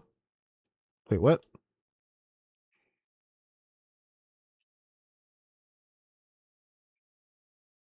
There's Argentina right there.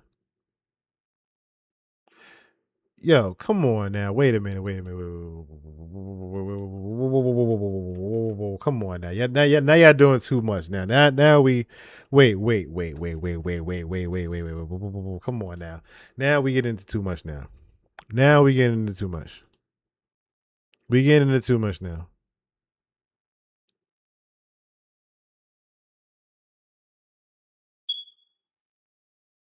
Yeah, see, I remember this part. I remember this.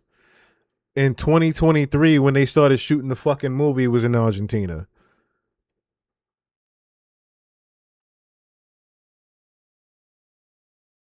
Wait, what?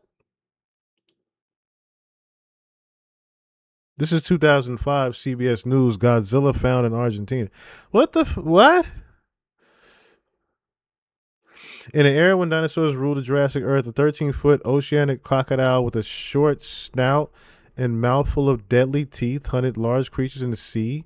Scientists reported Thursday, nicknamed Godzilla by its discoverers, the new find was much different from other marine crocodiles, which had long snouts with many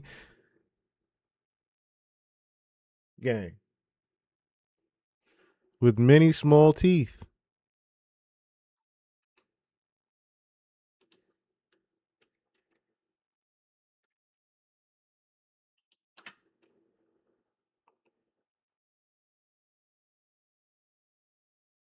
Gang. What did I show you earlier? What did I show you earlier?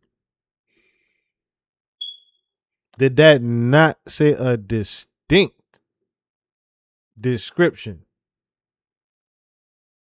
of the face of this nigga that I showed y'all earlier and how they got him looking today in 2026.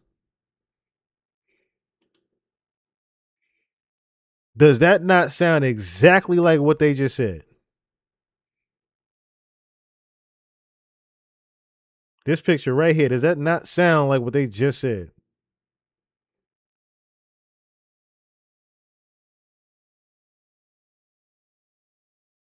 Marine crocodiles. Yo, it look.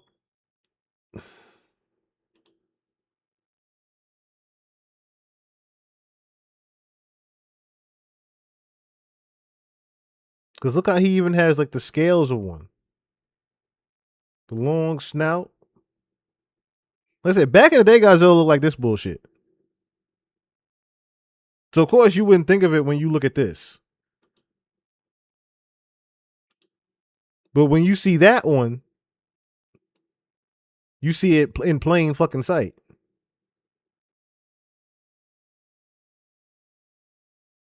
From the ridges to this right here. No Godzilla slander on this channel. That's what I'm getting when I read this description right here. That is what I get when I read this description. A 13-foot oceanic crocodile with a short snout and a mouthful of deadly teeth hunted large creatures in the sea. Look just like the nigga. I'm like, yo, that's crazy how the depiction of him is. This animal is one of the latest members of his family and certainly the most bizarre of all marine crocs, said Diego Pole of Ohio State University, one of the authors of the report. The crazy thing is, right, in the majority of the movies, that's literally what the niggas fighting is the Marines in the water. Ironically. It's a whole goddamn, like, one of the most famous fights is them fighting with on the Marine ships with him and Kong. Ironically. And okay, led author Zoma Gasparini of Argentina's National University of La Plata said the animal's anatomy is really a contrast with that of the other sea crocs that developed during the Jurassic about 135 million years ago. The long, narrow snout and small teeth of most crocs indicate feeding on small prey, Pohl said, while Dacosaurus' large serrated teeth indicate a carnivore that would have hunted large prey. This was a top predator that probably was 13 feet long and swam around using its jagged teeth to bite and cut its prey like dinosaurs and other predatory reptiles in Argentina. That's what caught me off guard when I saw the Argentina. I was like, wait a minute, fucking Argentina right there. And then I couldn't help but think about they shot the movie. They literally shot Godzilla in Argentina. They was shooting part of the movie in fucking Argentina where they was in the forest and whatnot. And for them to correlate Hollow Earth in the movie,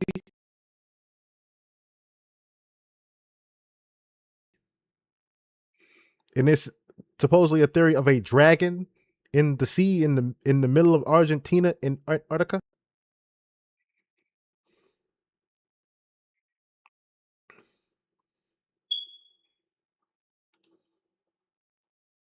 Are dragons beyond the ice wall in Antarctica?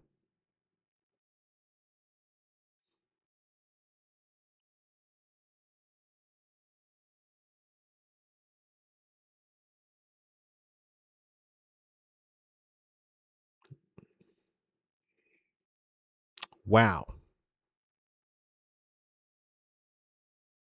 Guess it's a great way to say, a great time to say, we're just touching the tip of the iceberg with this one. We are just touching the tip of the iceberg with this.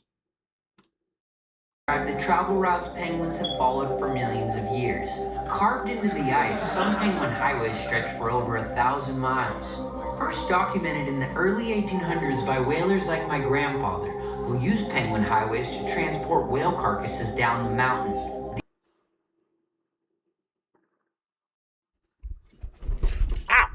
hit my knee. But before he continues, right? Before he continues, that should maybe hit my knee when he said that. The whales. Because I'm just waiting for him. I'm just waiting for somebody to say gorilla. I'm waiting for somebody to say or show gorilla.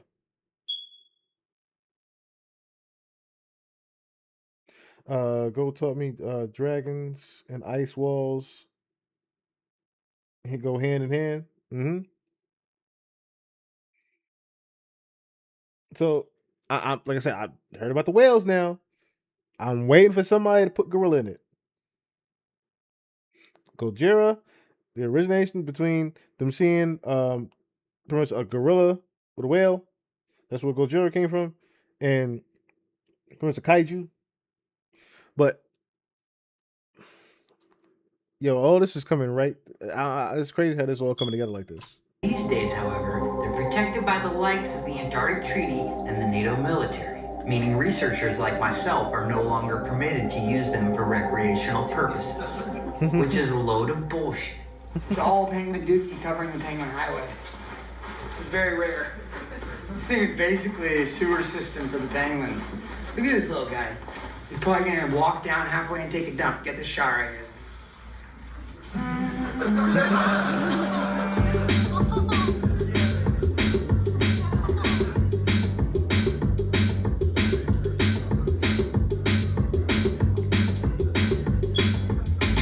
That is very concerning because this penguin thinks he's on a penguin highway. He's on my highway, and now there's going to be issues. Little buddy, step off.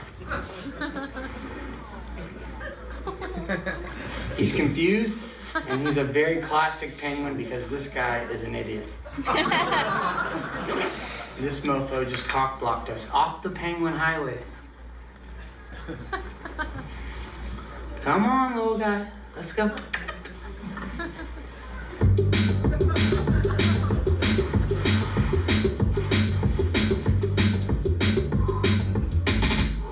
That was lucky.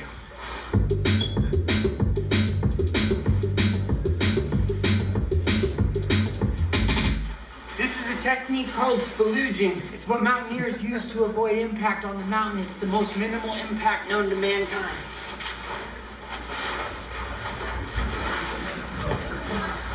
On February 7, 1821, American sealer John Davis is believed to have been the first man to set foot on Antarctica. Concerned his footprints might disturb the seals he was hunting, he decided to slide on his socks and spalooge all over the ice.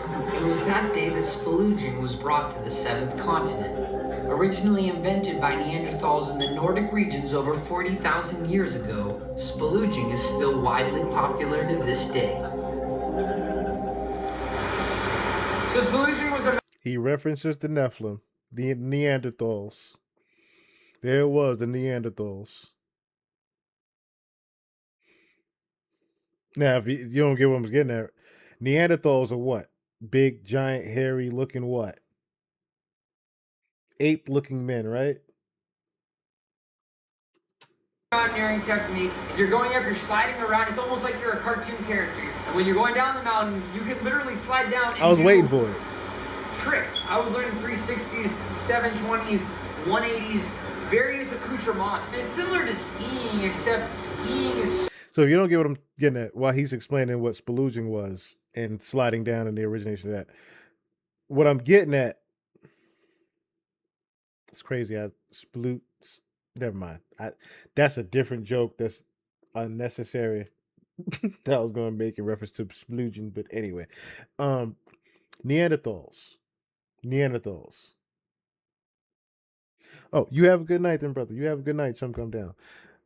Neanderthals, right? And what they represent, right? Everything with big hairy apes and whatnot. I'm already getting the correlation to Neanderthals and the Nephilim, and that correlating to King Kong. Because King Kong, remember I kept saying the original man? King Kong would represent the Nephilim and the original giants and what do you call it? Sasquatch and the Neanderthals and the Nephilims. So bad for the environment because you have these They said the original giant man. big wands on your feet. And where do you think those come from? Factories with machines, a lot of child labor. skiing is horrible for the environment. And this is just, it's so beautiful here that I wouldn't want to do that. I wouldn't want to damage the environment. Even when I'm riding in a kayak, I feel bad every time I hit a glacier, you know?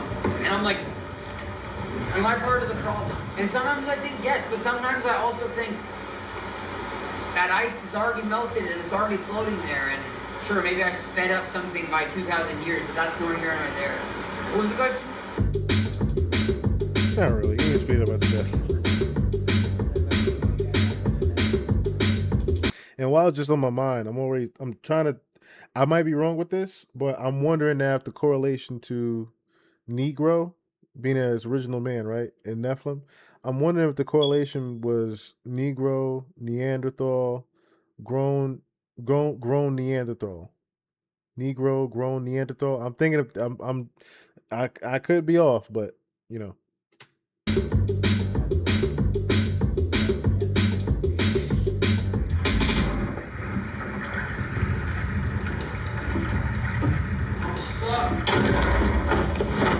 My name is Bob Offbury. I'm a concert promoter and talent buyer. I came down here to Antarctica because I have been working with Oliver Tree and his team to produce the Ice Festival. It's IYCE Festival. I present you the man, the myth, the legend, dubstep DJ Dr. Oliver Tree.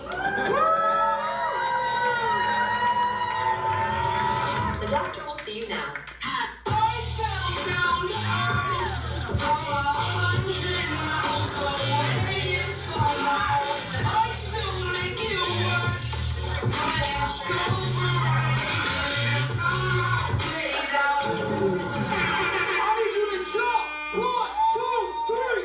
I mean, how many times can you Yo, that beat was kind of hard though.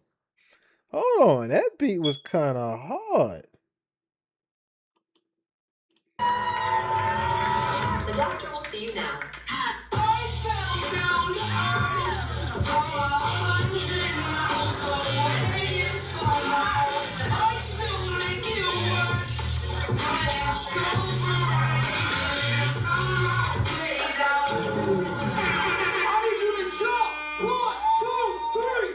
I mean, how many times can you scream? Oh, that's what the name of that. 1, 2, 3, and 4. Can you scream 1, 2, 3, and 4?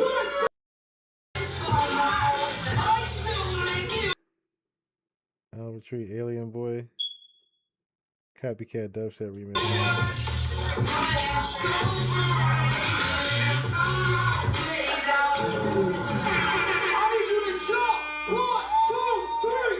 I mean, how many times can you scream 1, 2, 3, and 4?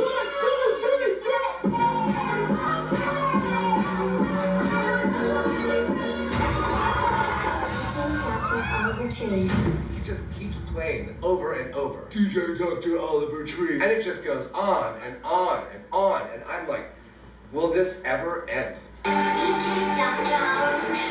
Oliver Tree. Dr. Oliver Tree. DJ Dr. Oliver Tree. This was absolutely the most heinous crap I've ever heard in my entire life. I knew that nobody was going to connect to this music. I'm just sitting here thinking, like, I'm ruined. All this energy and resources and money that we're putting into this event, it was just absolute garbage.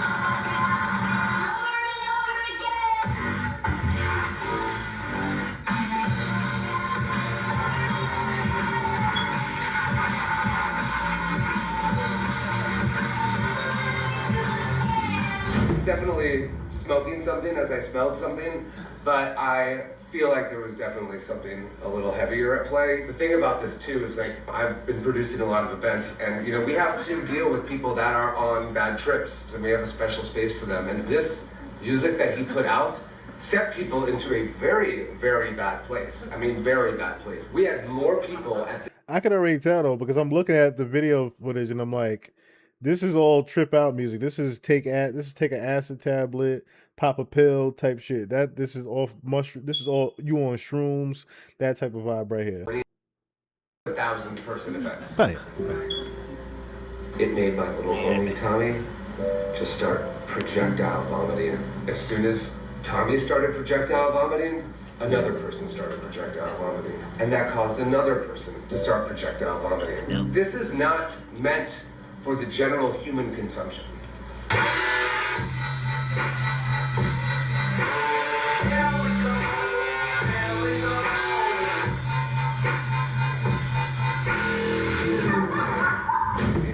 We have gotten into ruinous territory, and I've had a lot of concerts over the last 23 years. Some have been amazing, some have been absolutely god-awful, and I can guarantee you this will be the worst festival and event I've ever produced in my entire life.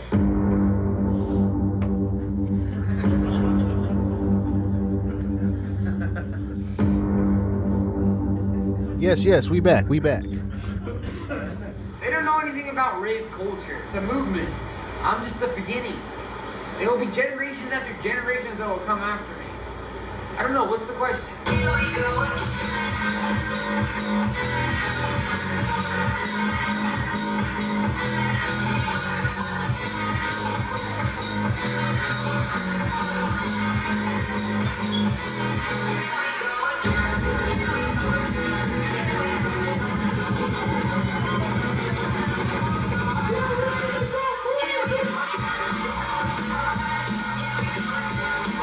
Yeah, so he's just previewing the I music. feel like anything he plays.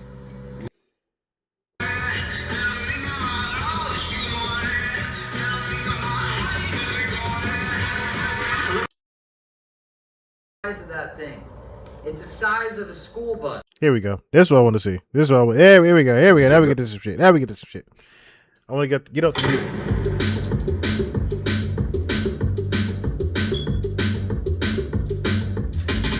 Only because we're a little bit pressed for time. I wanted to get up to music. What you see behind me is a decimated whale colony taken by poachers, such as my great-grandfather, Otto Higginbottom Tree Jr. the Sixth.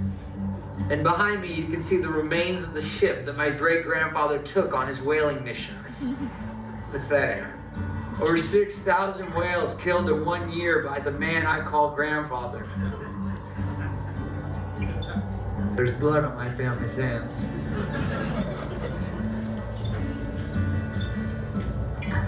I'm getting emotional. I'm good. This doesn't sit right with me. Listen, y'all laughing. He dead ass. To know that my family was a part of this. Killing so many innocent whales. And also, my grandfather worked at SeaWorld. Where he would take orcas and put them in contained life in a jail cell in a SeaWorld. I can't do it. Okay, then he made it into a joke. As you can see behind me, these are full-blown adult manatees. Now this is something that's extremely rare. As you can see, why do I keep going? This is the tip of a whale penis. I mean, just imagine the size of that thing. It's the size of a school bus. Devastating what it could do to the female whale. Insane. Very, very sad to see. These are what we call penguins. You pause it because it keep going. I'm noticing shit keep going in and out.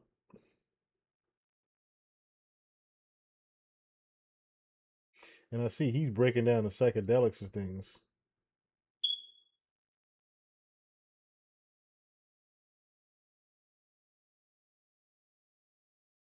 I'm sitting here like, why does it keep going in and out like this? He's actually breaking down, if you think about it, right? Where psychedelics at the essence and psychedelics should keep going in there now. I hate this. Well, it's always me. It's only me that this happened to. My shit go in and out. Try to keep tabs on the channel. I noticed that it is going in and out on y'all.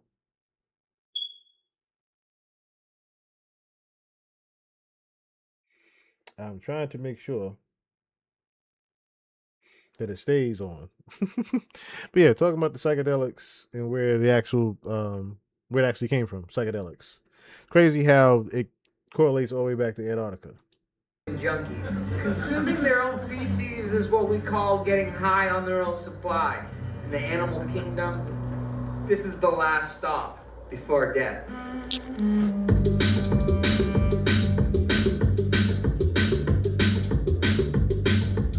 Don't even worry though. Over the We'll last few years, in the editing. researchers have I'll piece the found shit. that penguins are polyamorous.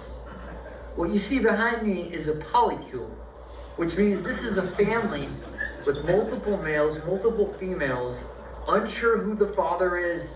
It does not matter to the penguins. They raise each as it's their own.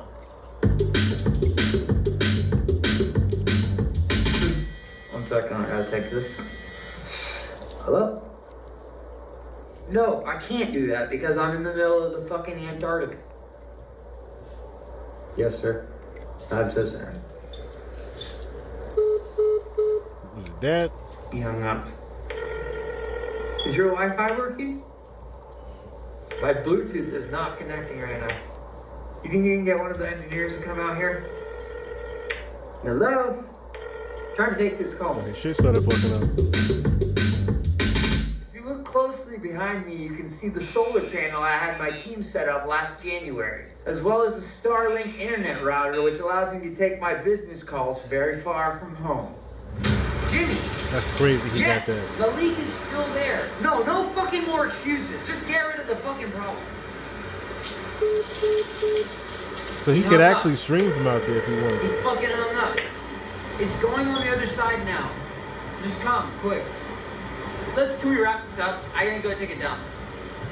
Is there anything else? Behind me, you can see one of the most famous surf spots in all of Antarctica, known as Nantiki Bay. This was used in such surf films as Surf's Up and Surfing with the Penguins, released in 2002. Super legendary swells. Now, I know the waves look small from here, but we're about 4 miles from there. Yeah, Right, you just never know. They're huge, massive. You're absolutely right. You never know when he's joking. The best time to surf in Antarctica would be during the winter, which is when it's fully dark out, but we wear flashlights, we have full body gear. When we go in there, we'll be surfing between 2 in the morning, probably 11 p.m. It's pretty much an all-day thing. It's an extravaganza. Me and the boys will bring our boards out. Try to get barreled at least, a couple times. One of the better surfers out here. Some of the guys I work with, they're pretty amateur. But I also double as a surf coach, so it's something I've been kind of doing for the community at large. Just because I want to try to build the surf scene out here in Antarctica. It's pretty small, but the waves are really magnificent. Just come back in the winter when it's dark out. If you come to Antarctica to surf, make sure you do not come between the months of January through December. There's only a sweet pocket right there between December 24th and December 26th. That's the only time you're gonna get good waves out here in Nantiki Bay. Behind me, you can see the penguin polycule concubine. This is the official grand orgy of the Penguin Palace. That is not snow. Now, I'm not gonna tell you what it is, but I will tell you what it isn't. Snow. Disgusting. They filthy animals. Magnificent. Look at these two young chin straps walking down the Penguin Highway. You know, it wasn't too long ago that my late mentor, Dr. Jean Rock, appointed me the guardian of the Penguin Highway. I charge you the responsibility. I entitle you the Penguin Guardian. Thank you so much. It's a real pleasure and an honor, Mr. Oliver. This is a very big day for me. Jean Rock just appointed me as the Penguin Guardian. As the Penguin Guardian. Brings a smile to my face every time I see it. Now, you'd never guess this by looking with your own naked eye, but this behind me is a rock installation titled Jean Rock, named after my late great professor, Jean Rock. Unfortunately, he passed in a rock climbing incident, so we built this for him. This is Le Jean Rock. He was Frenchman. Fucking Frenchman, man, I miss him. We have just officially crossed the NATO border into Chile. I'm sorry, I'm getting hungry thinking about it. Roberto, nice to meet you. Roberto from Chile. Oh, what do you think about the Chile in Chile? You like the food? Yeah, it's so good. It's so good. Yes, it's amazing. It's magical. It's so beautiful. The only thing that make it better is a bowl of chili. That's what I. Doesn't it? It smells so fucking bad here, dude. Let's get this on over with. Behind me are the remains of penguin catapults. These were brought in the 1800s by Shackleton and some of the first explorers right here in Antarctica, teaching penguins how to fly. Very few people know this. Penguins originally did not know how to fly on their own. Once they invented the penguin catapult to shoot them off, to get propelling into the air flight space. And then they basically use this place as a big dumpster fire. They just throw shit here. There's some PVC from a toilet that was used back in the early 1800s, and then just a bunch of other crap. My great-grandfather and his team used to use this place as a garbage chute. It's pathetic.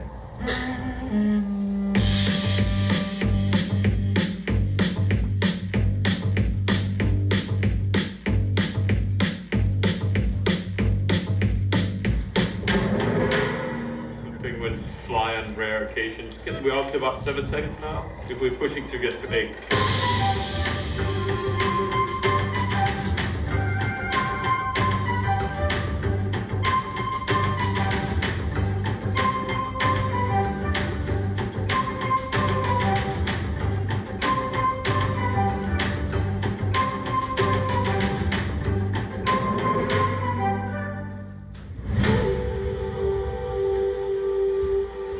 Behind me, you can see one of 17 alien-based caves, which enters into what we are almost 99% sure is the entry point to Agartha, the Hollow Earth. This underground civilization said to exist within the Earth's core was first discovered by one of Christopher Columbus's disgruntled cronies. His former co-captain, Shepherd Charlemagne, allegedly led an expedition 13 miles into this exact Antarctic snow cave on the night of April 30th, 1886. He claimed to find a mythical subterranean kingdom inhabited by enlightened lizard-like beings. Today, this so-called Hollow Earth, aka Agartha, is rumored to be a preferred vacation destination for the global elites. Get a whiff of that.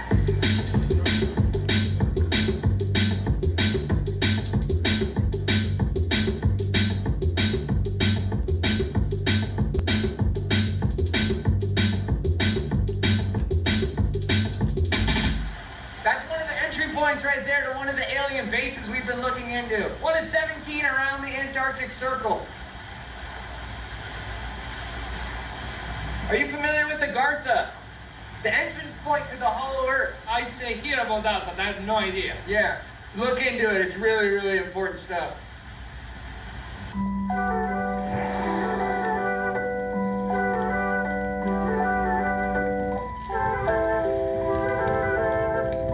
Thought that was a monkey shark.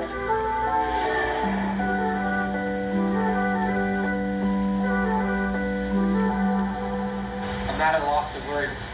After 64 weeks out here, I have not seen anything like that. The closest I came to that was when I saw a group of monkey sharks. But nothing with the beluga whale. I mean, those belugas are just gorgeous.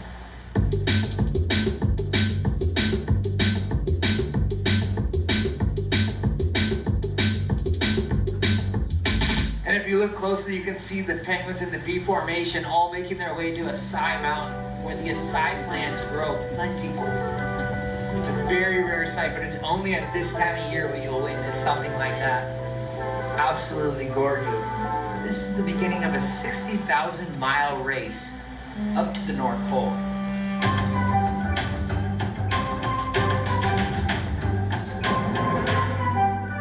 It's just a couple Gen 2 penguins, pretty boring.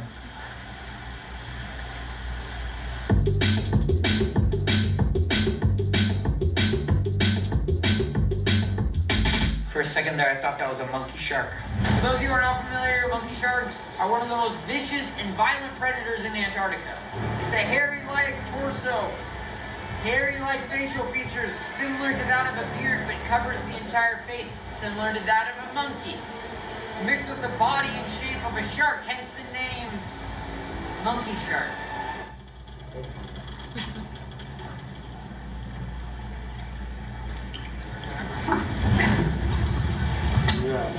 Just dead. Sound asleep. Looks like he passed away last night.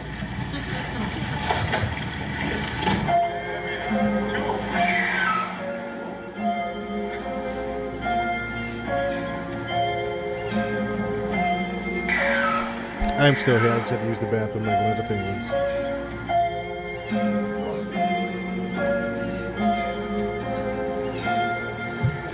Correct me if I'm wrong, but that looked like a full adult male monkey shark. It's bubble feeding. Do you think it could have been a monkey shark or no? No monkey shark. Well, they do have a few monkey sharks, but maybe not in this region at this time of year.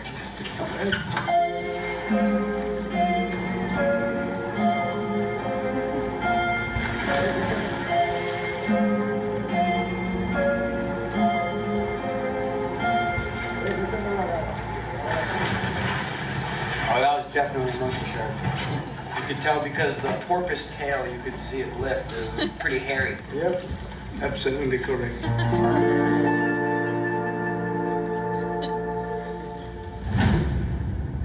Feeling a little nervous right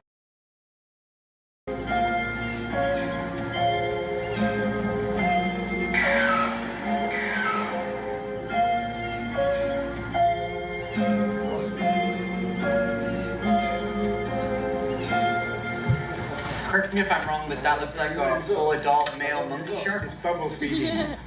Do you think it could have been a monkey shark or no? No monkey shark. Well, they do have a few monkey sharks, but maybe not in this region at this time of year.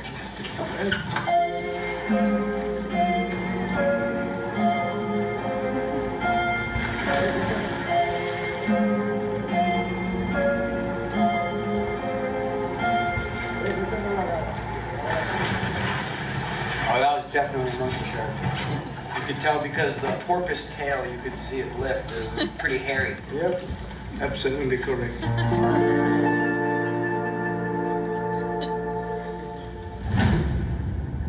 Feeling a little nervous right now, not gonna lie. Exactly 1 year ago today, I did the polar plunge.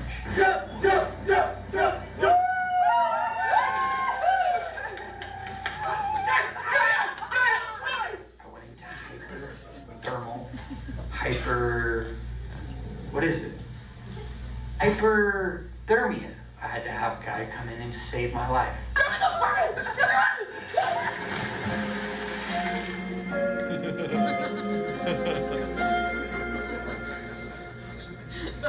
My L1, L2 was popped out of place. The only reason I was freaking out was because I popped out the L1, L2. It was very, very, very scary. I went into shock, I couldn't breathe, I couldn't talk, I could barely scream. And then of course I started working with Andrew Seeley, my spiritual guide. He started doing different forms of meditation.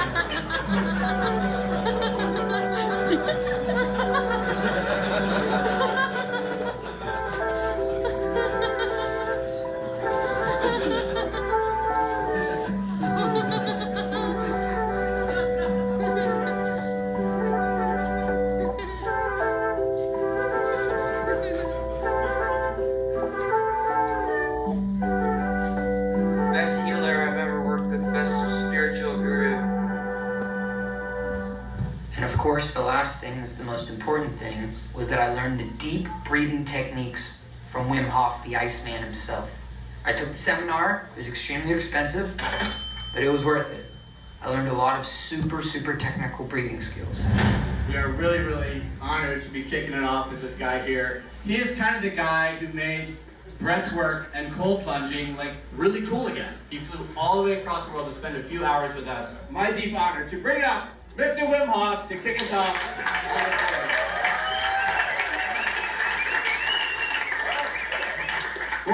Take a deep breath in. And let it go. And all in. Let it go. Punch it go. Come on. Pull it in. Let it go. Pull it in. Let it go. Here comes the last one.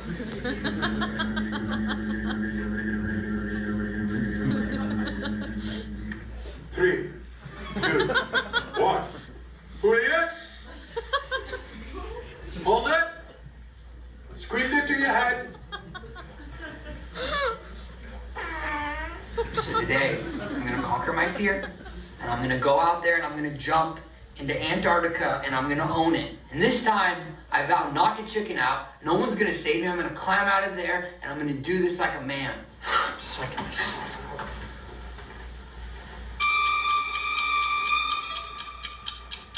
I'm just gonna start out by just going out and feeling the temperature. Oh, fuck that, dude. Fuck that. I'm not doing this shit. I'm gonna do it like Wim Hof told me. Breathe in, spit out.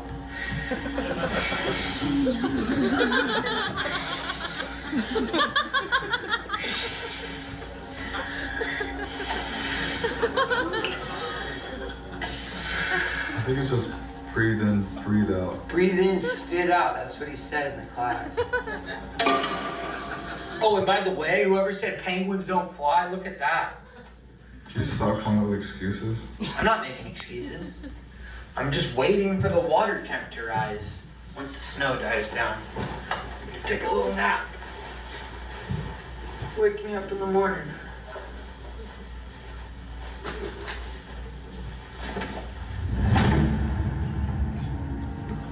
Oliver, it's time. I know you're awake.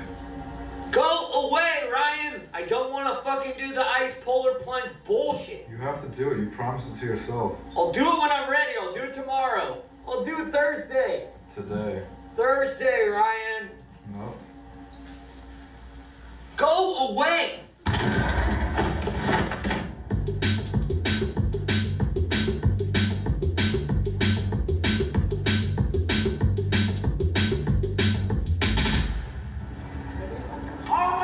That's cold. -2 degrees Celsius. Cold shit. During my year in Antarctica, I followed the path of my grandfather's college roommate, British explorer Ernest Shackleton, whose 1914 expedition became one of the stupidest survival tales in history. After idiotically leaving late in the season, Shackleton decided to park his ship in the Antarctic ice, stranding him and his 27-man crew for nearly 2 years in one of the harshest environments on planet Earth. He and his team survived off seal meat and penguin omelets, and later even their own sled dogs as supplies ran out.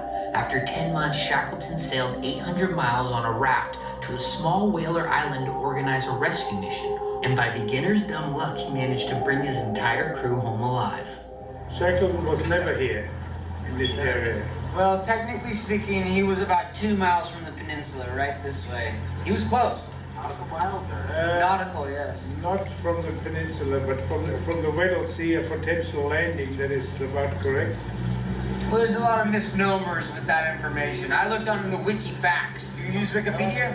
It must be true then if it's on the Wikifacts. I found some of my information on WikiLeaks, so it was government hidden. They didn't really want to know who Shackleton really was. Well, we know what he was, but he was not the hero that people make him out to be, I'm afraid. Yeah, he was a coward, that's for sure. He should have never gone into the ice, and then the rest is history. My grandfather was there the day Ernest Shackleton arrived to the small South Georgian whaling island, freshly returned himself from a whaling expedition that ended very differently. On his final voyage south, my grandfather lost almost half his crew, 67 men. That tragedy explains his resentment towards Shackleton, a man whose greatest failure became a global legend. My grandfather, however, was not so lucky. In 1915, he was tried in the court of Ushuaia and spent the remainder of his life in an Argentine prison cell. Were you on Shackleton's expedition, or what year did you? I was his team leader. Okay. I thought I recognized you from one of the black and white films. That is correct. Yeah. It's an honor to meet you, by the way. Likewise, I'm Thomas. Thomas Oliver. Oliver, nice to meet Pleasure. you. I have the honor of drinking toast to Shackleton in South Georgia at his grave. We were just there 2 weeks ago. You were there at the actual gravesite. Oh, yeah. Did you see someone try to dig up his body? Did you hear about this? No, and then we didn't, but we drank a lot of whiskey and we poured it on him. Where were you the night of January 2nd? January 2nd last year, I was in Brooklyn and pouring whiskey on Shackleton. I can show you the bottle that we Okay, because drank. that was coincidentally the night he went missing. No, he died on the night of the 5th. Well, he died the night of the 5th, but they dug the body up on the 2nd.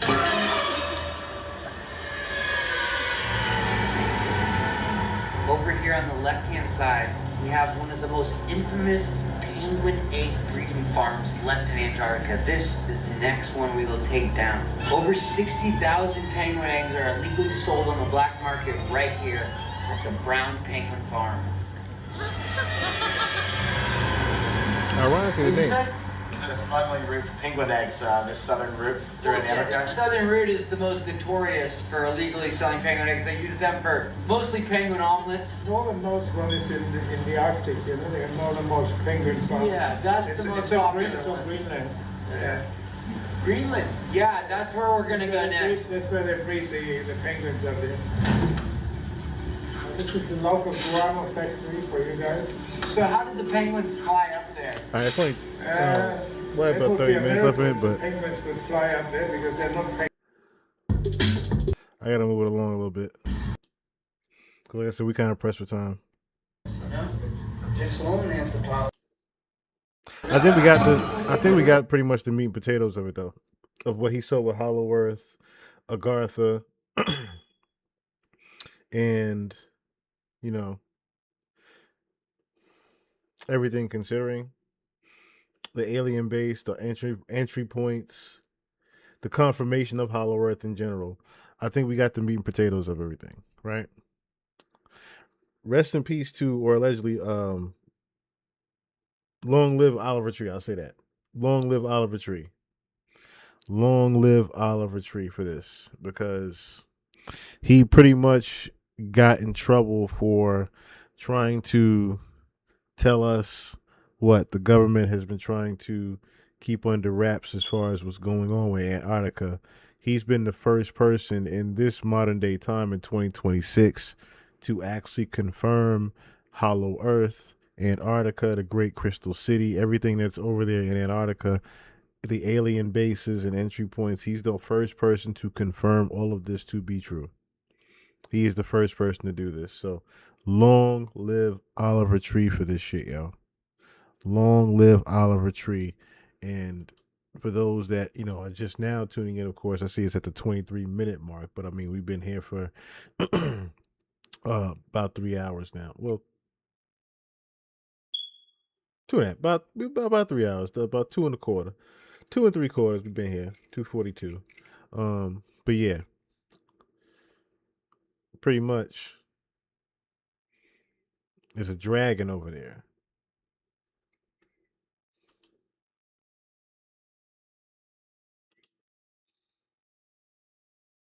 It's said to be a dragon underneath the ice between Argentina and Antarctica. A big ass dragon. Like big dragon.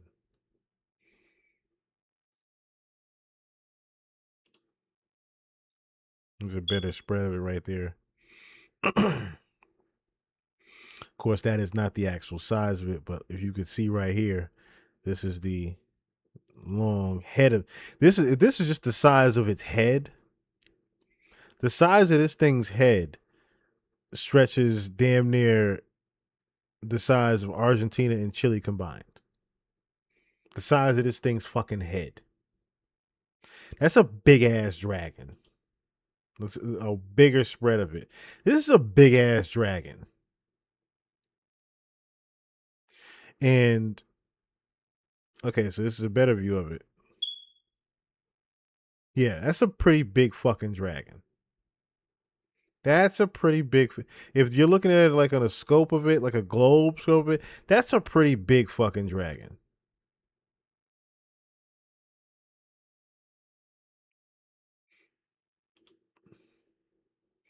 Yeah, that's pretty fucking huge. That's pretty fucking big. Just like this guy, who just so happened to be seen, a depiction of him at least, was seen in Argentina. Ironically. In his whole lore in movies, the past 4 movies, including this new one that includes the Great Crystal City being shown in the movie from, guess what? A Space Godzilla. Space Godzilla coming. In his last movie, he was fighting in the Pyramid of Gaza, where one of the set entry points is. Underneath where him and Kong were fighting. He just so happened to be collecting energy, sleeping. In the movie in Hollow Earth. He just so happened to be sleeping in Hollow Earth. In the movie. Big guy. Who, ironically, is an actual depiction of a fucking dragon.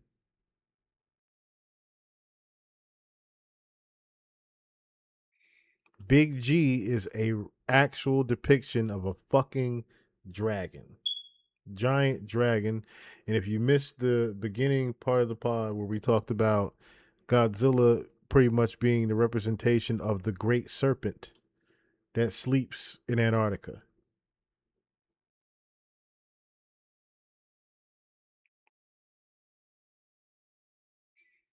Because he literally looks like a depiction of his ancestors, which would be the draconian reptilians.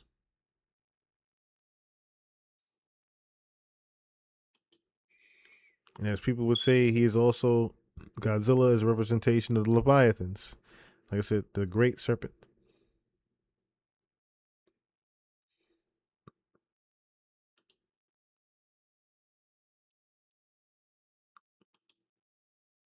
So even though I'm still gonna be a fan of Godzilla, I'm still a Godzilla fan. Just good to know and what he actually is a representation of as well.